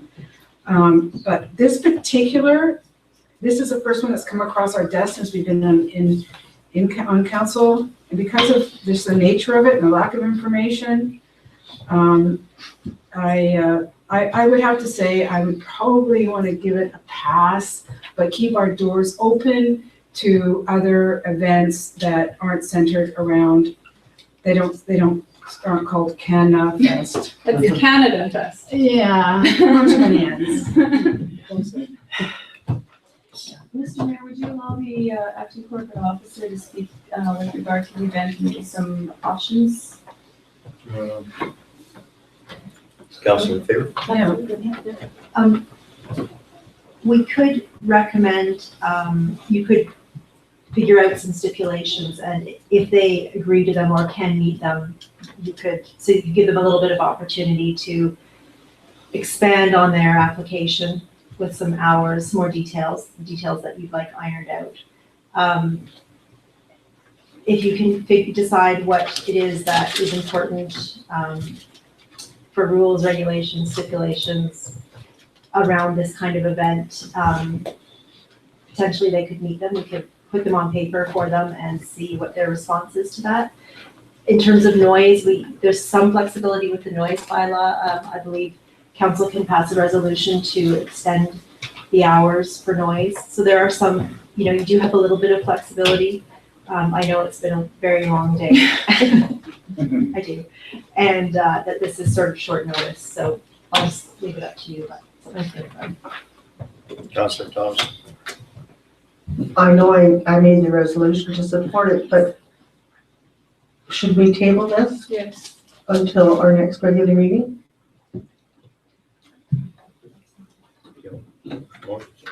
Table it. Yeah, I would second a tabling motion if you're withdrawing your original motion. Councillor Butler. Discussion, There's no discussion No. on the table. all in favor? So carried, motion is tabled.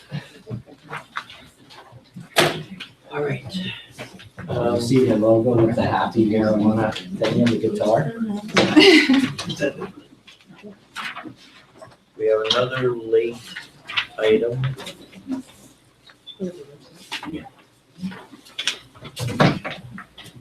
Could I request staff to elaborate on the other late item?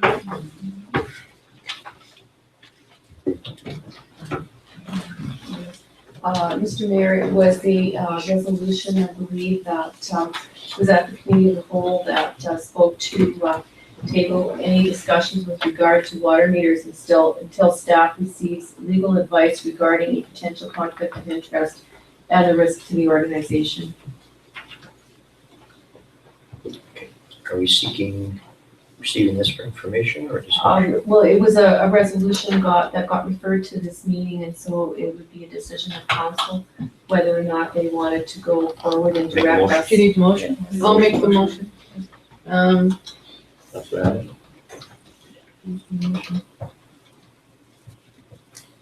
I'll second the motion Discussion. and discussion. I'd just like to amend the motion to include that the mayor be permitted to speak with the legal counsel as well as staff.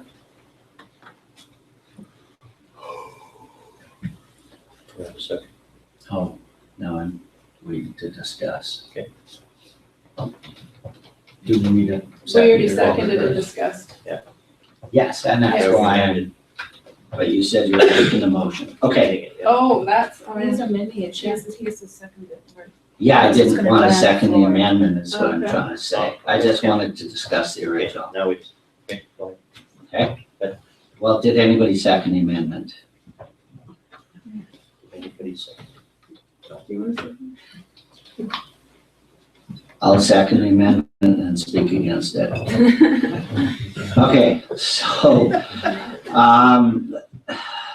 the part about requesting, from council, for staff to seek legal advice regarding a conflict of interest. I can guarantee you right now, I know exactly what the lawyers are gonna say. They're gonna come back and say, yeah, there could probably be a perceived conflict. That's what they always say. And you're wasting thousands of dollars to ask for their opinion on it because they won't give you one. They won't say yes or no. I'll guarantee that right now. It's up to the individual to decide whether they believe that they're in a conflict of interest. There was discussion about perceived conflict, that type of thing. But to waste the money to ask for legal advice that you're not gonna get, because it's not gonna answer our questions, I think is a waste. I do see the second part of it and risk to the organization if you wanted to ask legal advice on where the city stands in relation to this and any risk to the organization, that's fine. But to ask for their legal advice regarding a conflict of interest is just a waste of money. They're not gonna give you anything. It was actually to obtain legal advice to protect the municipality from legal action. Oh, okay, because that's what I was given. Yeah, it's not stated like that. So was that your motion? My motion And could is- you repeat it? Make a motion to defer discussion and make a resolution to direct staff to obtain legal advice to protect the municipality from legal action. That's With respect to, a contract that's in place with Neptune. Thank you.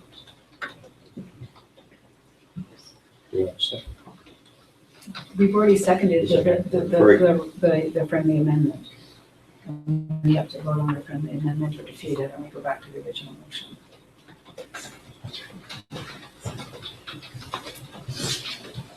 Can we have the amendment?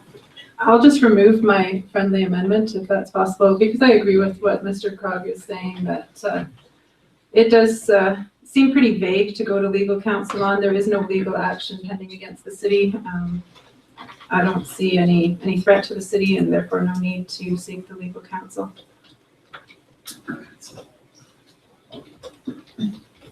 Any other discussion?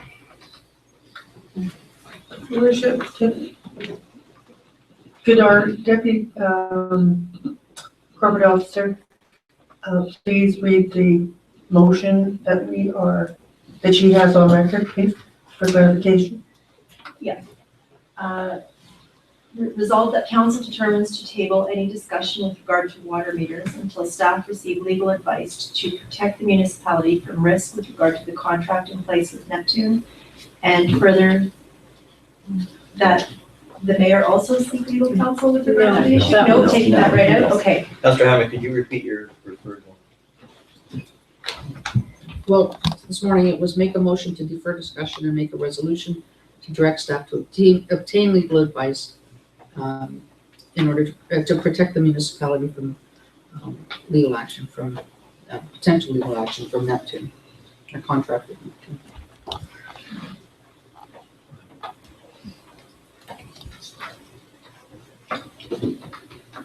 All in favor?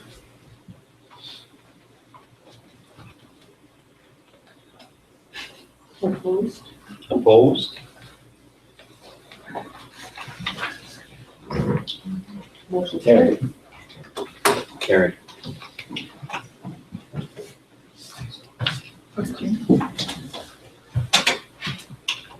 May I withdraw my vote as mayor? I didn't understand the actual reference of the question.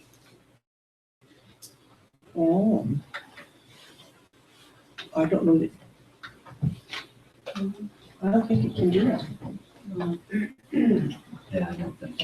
You can bring the resolution back onto the Yeah, floor. the mayor has the power to bring the resolution back. Bring it back. With, Just bring it back. with full consent of council, I thought, and over 6 months. Could we get clarification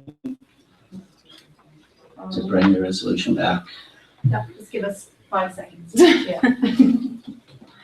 Mr. Mayor, you have up to 30 days to bring a resolution back for council's consideration, so you are definitely within the 30 days. Okay. So again, You have don't you have to propose a motion to bring that resolution back to the floor, and there has to be 2/3 majority to Yes. agree to bring it back. pose a motion to bring it back to the floor. But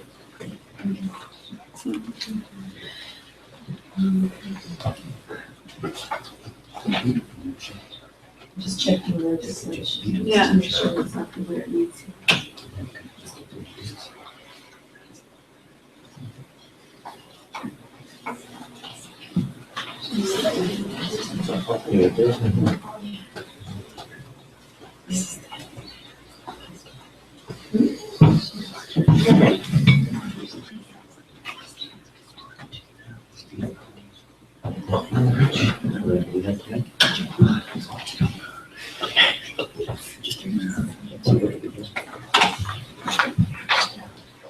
They're just checking the legislation to see if the mayor has the power to bring it back by himself.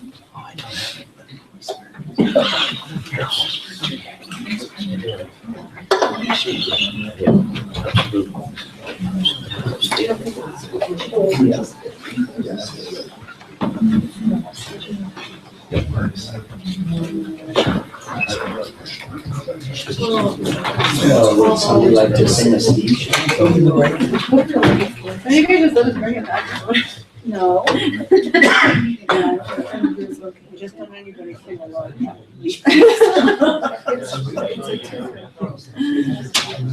Yeah. Okay.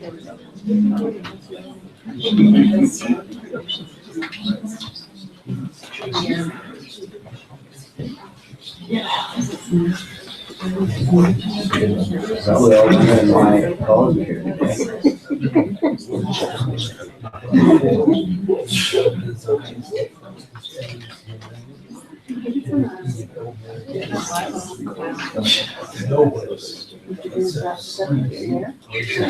This year, we have the part of the legislation that's being reconsideration. Says the mayor may require council reconsideration of a matter, without limiting the authority of a council to reconsider a matter. The mayor may require the council to reconsider and vote again on a matter that was the subject of a vote. As restrictions on the authority under section 1, the mayor may only initiate a reconsideration under this section at the same council meeting as the vote took place, or within 30 days of the following meeting. And a matter may not be considered under this section if it has not had the approval of the electors or the assent of the electors, and there has already been a reconsideration under this section in relation to the matter. On a reconsideration under this section, the council must deal with the matter as soon as convenient, and on that reconsideration has the same authority as it had the original consideration of the matter, subject to the same conditions that apply to the original consideration. The original decision was the adoption of a bylaw or resolution. That decision is rejected on reconsideration. The bylaw or resolution is of no effect and is deemed to be repealed.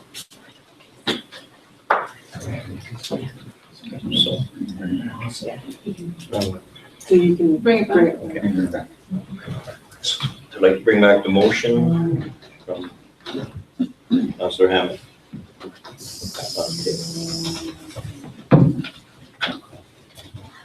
All in favor? Okay, I'm No. gonna speak to it again. Councillor Ross.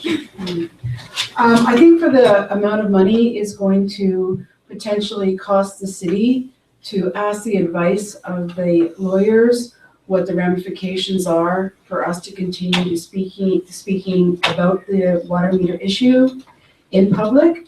I think that cost is going to be negligible compared to any lawsuit that may be brought against the city. And I personally do not want to be held liable for anything that is said by another council member or even the mayor in regards to the contract with Neptune. So I would speak strongly in favor of seeking legal advice before we speak any more in public or anything else is said in public regarding the water meter project. Your worship, if I may, I echo Councillor Ross' comments. I will be supporting the resolution. Councillor Crosby. we'll still get to discuss it. I would like to state that now I'm extremely confused. So things seem to be changing. The original motion, or the motion that staff read out, and then what Councillor Ross said about us not speaking in public about it till we had a legal understanding. I think the motion just said that with the Neptune contract, it didn't talk about legal advice on talking about water meters. Like if you want legal advice, then get it to say that what we're doing is right or what we're doing is not right, not the other part of it. That makes sense now. Can we just call the question on the original motion, please? What was the original motion? There's the hope that council determines to table any discussion with regard to water meters until staff receive legal advice to protect the municipality from legal action with regard to the contract in place with Neptune.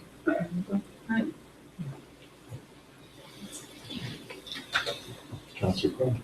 It says in regards to the contract with Neptune. It's not legal advice about the overall water meters and stuff like that. It's just Neptune's contract is what we're asking for. And the money is not going to be minuscule. If you've ever dealt with corporate lawyers, it's going to be a lot of money. Motion to. Councillor Thomas? I hear what you're saying, Councillor Crog, and I don't disagree. But I think getting a legal opinion in this respect could potentially save us a substantial amount of money should a lawsuit be launched due to comments made publicly with respect to that contract. And I just would be far more comfortable having an opinion with respect to the comments that have been made publicly negatively against the contractor. I think we need to protect our taxpayers, and I do believe that that would be a prudent way to do that.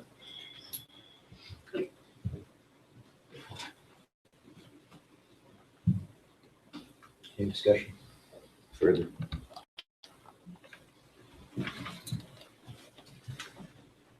All in favor? Of the original motion? Or of your motion to bring it back? No, we've had a motion since then. All in favor? Opposed?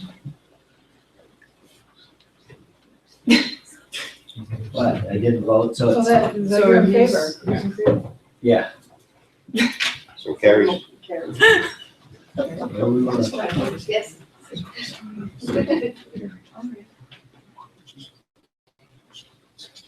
I believe our last late item is the reinstatement of the Deer Committee, but I believe we already addressed that.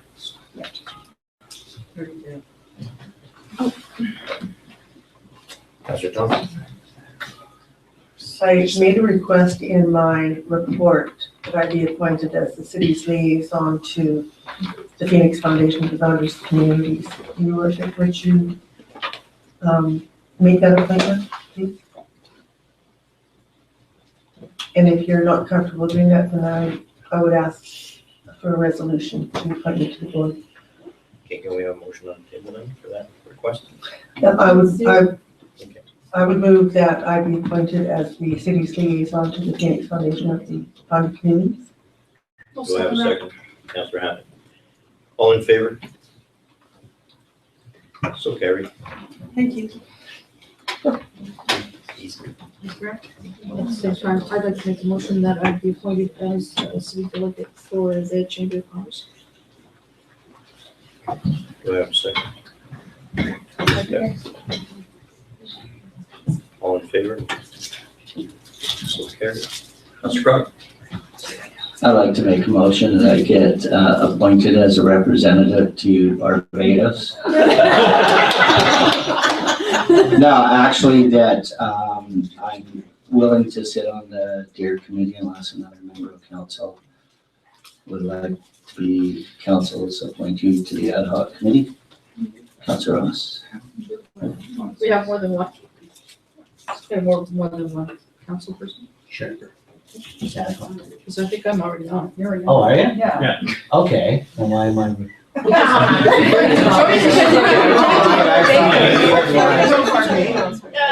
I'll go to Barbados. Okay, we'll move on for questions from the public and the media. Yeah. Stand up. Oh, yeah. No, can I speak and then, I'm not gonna ask any sensitive, well. Anyway, me and Mitchell, citizen of Grand Forks, I appreciate the council, considered my letter and that it was brought to the agenda. And I appreciate Mr. Mayor that you took the time to respond, to my letter. I won't, there's so many questions that do arise from your response and from, from your response and questions that are unanswered, but I appreciate the sensitive nature that, of the situation that's facing council right now. And so I'll respectfully, steer clear of those specific questions. I will make a comment because this is just me speaking, and I know that having shared the letter with the community and I'm quite involved in discussions online, that I am far from alone in saying that this community wants the water meter program to proceed. I know that you were elected, Mr. Mayor, largely on the platform of listening to the public. I am very sensitive to the fact that there are citizens who have concerns. I would suggest that a large part of those concerns are based on inaccuracies, shall we say. Now, I'll also say that there's things that have come out, since the statements of the last meeting, the letter that was shared. I appreciate that there are elements of this that are evolving. And I, like anyone else, am certainly happy to be patient as those evolve, and that we get to the facts and not the fear, and not the fear mongering that is happening. This is not, as I said in the meeting this morning, there are citizens who are suggesting that city staff or Neptune or whoever is terrorizing senior citizens. I think that's abhorrent language to be using for this situation. This is not a council. The last council is not a council. These are not staff people that go about terrorizing senior citizens for kicks. And I'm upset that this is happening in my city, in my town. So I would ask, Mr. Mayor, if you want to listen to the citizens are saying loud and clear, let's move on. Let's address the reasonable concerns. Let's get rid of the falsehoods that are out there, and let's move on. I'm sympathetic to people who are worried about how much they're going to pay for water, if that's going to increase. I'm sympathetic to people who have health concerns, whether or not those health concerns are based in the best medical and scientific evidence that we have that suggests that if you're worried about these things, you better go live in the woods if you're worried about these water meters. Because we're getting zapped so much in this room right now with all the cell phones and all the Wi-Fi. So come on, let's move on. We have bigger and better issues. We have the Deer Committee. We have economic development. There's so much more important that we can be working on. The key part of my letter, it did address a question of fact, which there is some dispute, and I'll acknowledge that, about the letter that was sent, or the email, or whatever it was that was sent from Mr. May. So I look forward to having that clarified and resolved in the weeks and months to come. But I'm going to ask sincerely, as a citizen of this city, that mayor and council set the tone from here on in.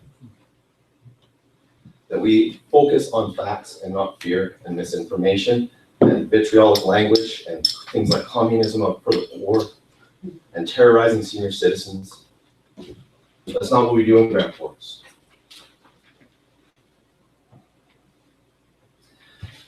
Not to mention the cost. What are we going to do? We're going to rip all these things out? All these water meters? We're going to throw away the hundreds of thousands of dollars we've already spent? Please, I ask each and every one of you here, mayor and council, citizens, let's stick to the facts. Let's get away from the fear, and let's move on. Thank you.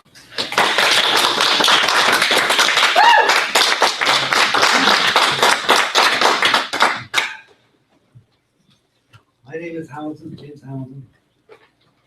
And I would totally disagree with the gentleman behind that everybody in the city wants the water meters. I didn't say everybody.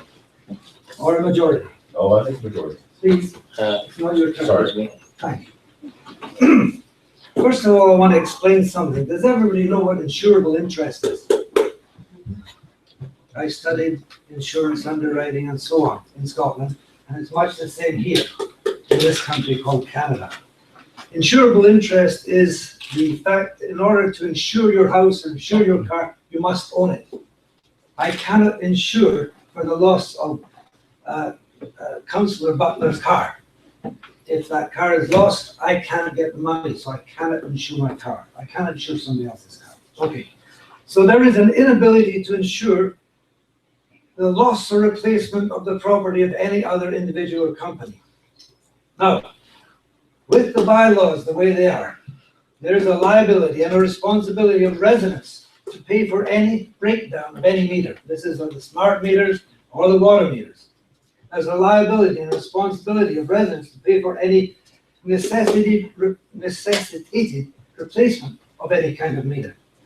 Likewise, there is a liability on the residents to pay for any vandalism to their meter. Of course, it's not their meter, it's the city's meter.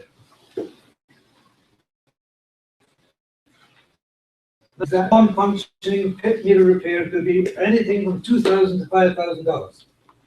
As a citizen today, I phoned I did some insurance inquiry on the underwriters. And they say that I cannot insure myself that if something goes wrong with that meter that I had nothing to do with, that I will get that sum insured coming back. I cannot do it. I don't have the right because I don't have insurable interest. So I am now liable as a citizen to pay for something if the city has done something wrong. I have no choice. Insurance underwriters at this moment are refusing to cover damages, for example, flood damage or fire damage in their policies when or if caused by faulty meters or unprofessionally installed meters. They are lumping smart meters and water meters that are owned by the city as the problem issue. Notwithstanding, insurance companies, their only option, if there was destruction, if there was a fire from a smart meter or there was a flood or whatever, it was to cover. They must honor their insurance claims. And then their only option would be to sue the city for the compensation in every case. In other words, if a house burned down or there was a real flood, the city would become liable to be sued at a much higher rate than what we're talking about with this, what's it called, the Neptune that put in the illegal meters. That's a fact. Now, there was somebody that said, get to the facts. The fact is, they're against the code. Now, I don't think anybody in the city is going to come suing the city at this time if they change something. But we've got to look at facts. The city, the one thing you could do, I would suggest, is to take out an insurance, a large insurance, covering all these meters so that the residents wouldn't be having to pay if something went wrong, if it's vandalized or something like that. That's your only option. Other than that, I foresee a lot of insurance companies suing Can we the get point city. of privilege, please? First of all, we've already made a motion that we will not discuss. Secondly, I just want to clarify things, and I really have to.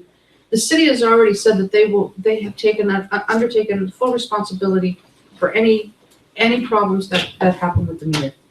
Whether it be the pit meter is installed on city property, for one thing, so that is city property and they will repair it.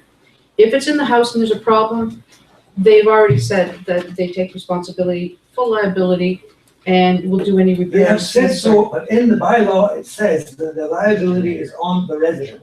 Sorry, put it in writing, and then they'll believe it. Mr. Mayor, firstly, Identify yourself. I'm Phil Morrow, a taxpayer resident of Grand Forks City. Mr. Mayor, council, firstly, it was the council that voted that they would not discuss meters. This gentleman is not the council. He has every right to discuss meters. And he is making some points, legitimate points.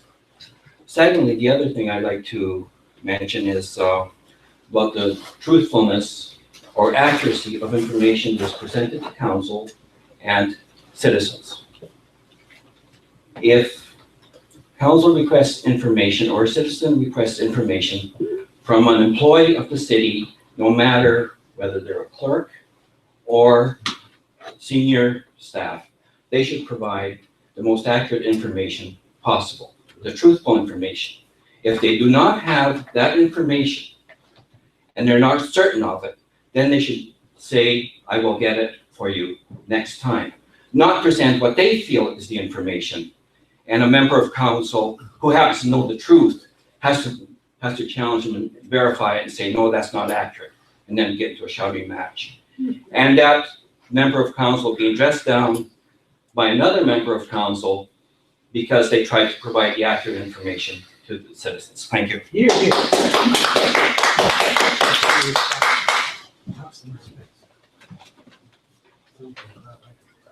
Sir, are you finished?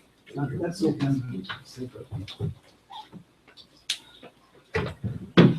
Well, I'm gonna change topics. And this is for, Add any. Murray Rennie, and I am also a taxpayer. This is for Councilor Hammett. You were at the Deer Committee in Richmond, I believe it was. What was the role that the Fish and Wildlife were prepared to take with regards to wildlife or deer in particular in Grand Forks? There was no commitment from the provincial government for them to play any role, other than the fact that they're going to look at possibly putting together education and communication practices that are consistent from community to community. It was our hopes. I suggested that it become a part of Fish and Wildlife, and I think the other communities that are there are in agreement that they'd like to see the provincial government take more responsibility. Since the deer are owned by the provincial government, it made sense that the provincial government take responsibility for the problem deer under request from the municipalities that are having the issue, or work in partnership with them, but to provide more tools. But the fisheries and wildlife was, I first of all suggested conservation, but they said that if it went anywhere, it would be fisheries and wildlife, because conservation only look after problem and aggressive animals that pose a danger to humans. Okay.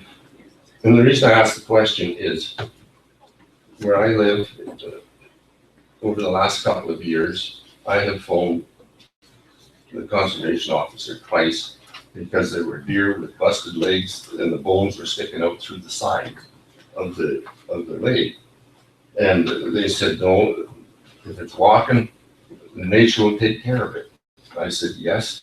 And if there was a cougar in town tracking that animal, you would be out here tranquilizing the cougar and taking it miles out of town or shooting it. Mm-hmm. So nature does not take care of it in town. I then got a request for a donation from the SPCA, and they asked if I see this again. The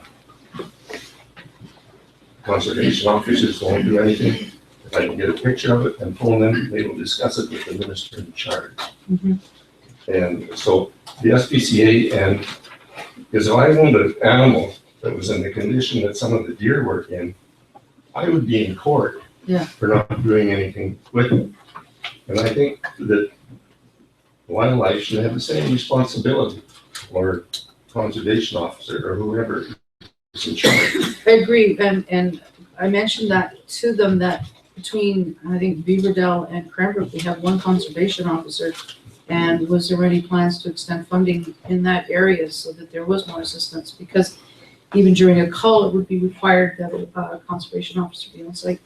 And it doesn't look like they're going to be putting any more funding in that direction, although all the representatives from the provincial government that were there shared the frustration and would like to see more. And I have one other question, and I don't know who wants to answer it. And that is, what did the rebranding of Grand Forks cost and the settle down signs on each end of town cost? What was the cost on those? Anybody have any idea? I can't speak to that. Mr. Mayor, we're kind of off topic as far as items that are related to the agenda.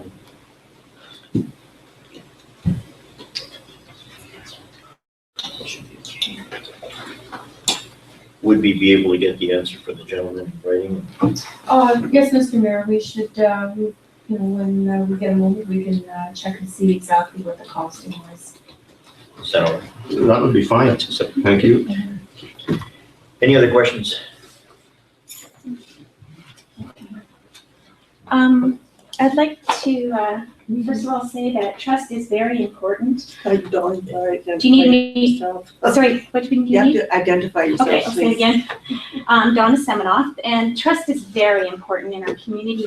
If we have trust between our council, our city staff, and the citizens, we're going to be able to work better together. We're going to be happier. There are things, I know everyone's done their best, and maybe sometimes things weren't revealed for different reasons, but things have happened. For example, we had a posting, an ad from the city that said our aquifer is stressed.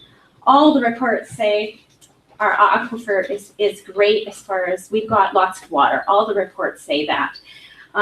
When we read things like that, and I wrote a letter questioning, I got no response. Basically, there were no response to many things. Those kind of things did not build trust and make the citizens feel safe going along with something to be put in our homes. In the process, residents learned more about plumbing code, looked at bylaws. We were learning more.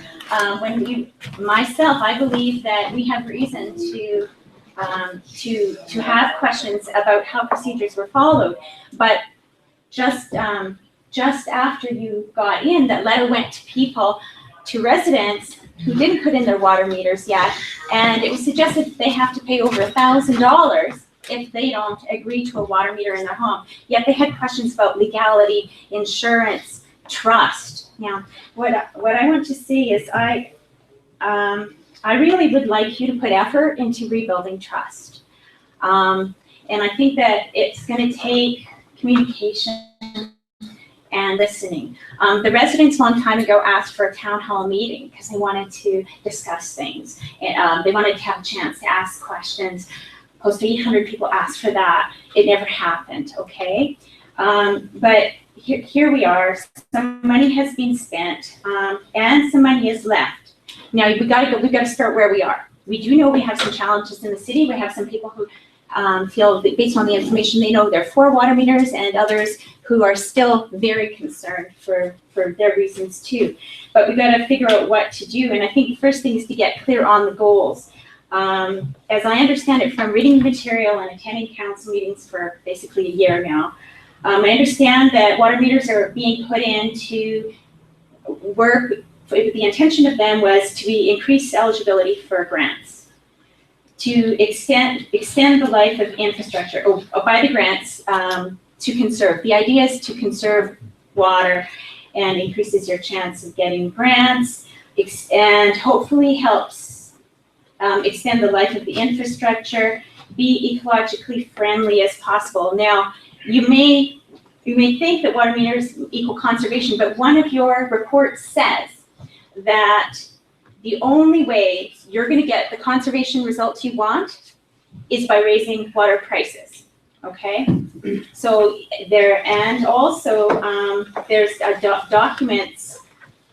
There was a local resident who gave me a document who's promoting water meters in town that says, it's from the University of Victoria, that's promoting water meters, and it's also promoting the raising of the price of water. They're looking at communities throughout Canada, and they're saying they're doing a great job. They got water meters, but they need to raise the price of water. They're saying that in Canada, we have lots of water, but our prices are lower compared to other countries. Now, in this document, they don't tell you that in other places they have to pay more for water because they have to take the salt out of it, or they have to treat the water, or they have to bring it in from far away. But they're saying that this is what's needed. Anyways, the thing is, there's also, the same organization is in contact with our provincial government. I could show you a document. They are saying you need an arm's length reach organization to recommend the raising of the prices, and that you can anticipate you're going to get more money than you really needed to pay for water. So just give it back to the people in another way. And my understanding, and maybe this is something you might want to get clarity on, is that the provincial government can encourage you to raise water prices. So I'd like you to consider that. This is new information that hasn't been discussed regarding water meters. With all due respect, we'll go over your timeframes. 5 minutes? Yeah. Okay, so would you like me to write you a letter then for the rest of the information that you haven't heard Please do before? receive it for information, yes. Okay, and thanks. Thank you. Do we have any other questions from the audience? Step the lady in the back first. Good evening, everyone. My name is Regina Burrows. I've been a long-time resident of Grand Forks since 1989. My husband and I have a home that's actually right beside the city reservoir. We are ever aware of water conservation. We are ever aware of the efforts that are needed by city staff to, to maintain and enhance this particular piece of infrastructure. But I'm actually standing here right now because I wanted to say, I have a bit of a good news story about flooding. Back in August of, this is 13, our house was flooded by the city reservoir. And the first thing that happened was Doug Allen came to my door and shook my hand and said, "We will take care of this." I had a city contractor that came with a big, huge truck that had a big pipe, sucked all the water out. I had Roxanne, is it Roxanne? Roxanne Shepherd, she helped me dealing with the Municipal Insurance Association. You know, it was a pain in the ass for us, and I pardon the language, but the city stepped up, and we had a far bigger flood than anybody here is ever going to incur from a water meter. And the city stepped up. The city is full of good people that realized it was their fault, or it was their obligation to take care of my house and my children's bedrooms, which were downstairs, which were damaged. And they stepped up. Every single person stepped up. I could phone I could phone Roxanne, I could talk to any council member, and I didn't need to because of the Dave Reeds, the guys that were on the ground, they all stepped up. There was no insurance issue for us. In the end, everything was handled. Your city staff, your city's councilors, your city's management staff stepped up and took care of us. And we've been in that same location since 1989, the city's primary reservoir. That's all I'd like to say. Thank you. I'm glad that the city has got a lot of good people in it, and I agree, I don't disagree with what the lady's saying. I would like to ask, was Mr. Kosh asked about transparency last meeting. Have we got access to look at and examine this contract which comes from Neptune, or is that a big secret anymore still? Or can we ever get to see this contract? Directed staff.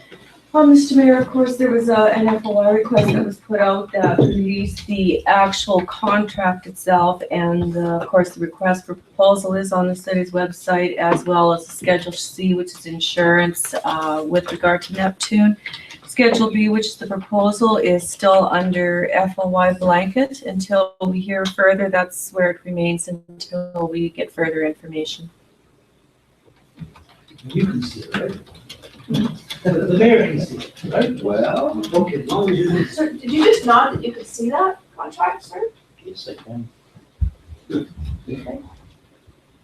Thank you. Is there a question related to that? No, it was, I only saw a nod, you didn't make any noise, so it's hard to put that on the record. Yes, I am entitled to see it and any other document. Any other questions? This goes back to my second question. Can anybody tell me what the new crest for the city of Grand Forks means? Settle down. The three lines going this way and two going that way. What does it represent? Two Rivers Converging. Use your imagination. We only got two rivers. Two Rivers Converging. Does staff have an answer? I think it was actually your worship in the branding exercise that Story & Company did. It was presented to council at the time. And I believe that it is actually open to imagination. It can reflect the rivers that are flowing together. It can reflect the hills of the crops. It can reflect the mountains. So it can basically represent anything that the community has their imagination to picture as far as their community goes. And I think that was one of the purpose, and it was actually put through a stakeholder process with surveys from the community that actually helped determine how that branding came about. Is any question? No. I didn't study abstract art. Any other questions? Okay. Next. Move to adjourn. Meeting's adjourned, 25.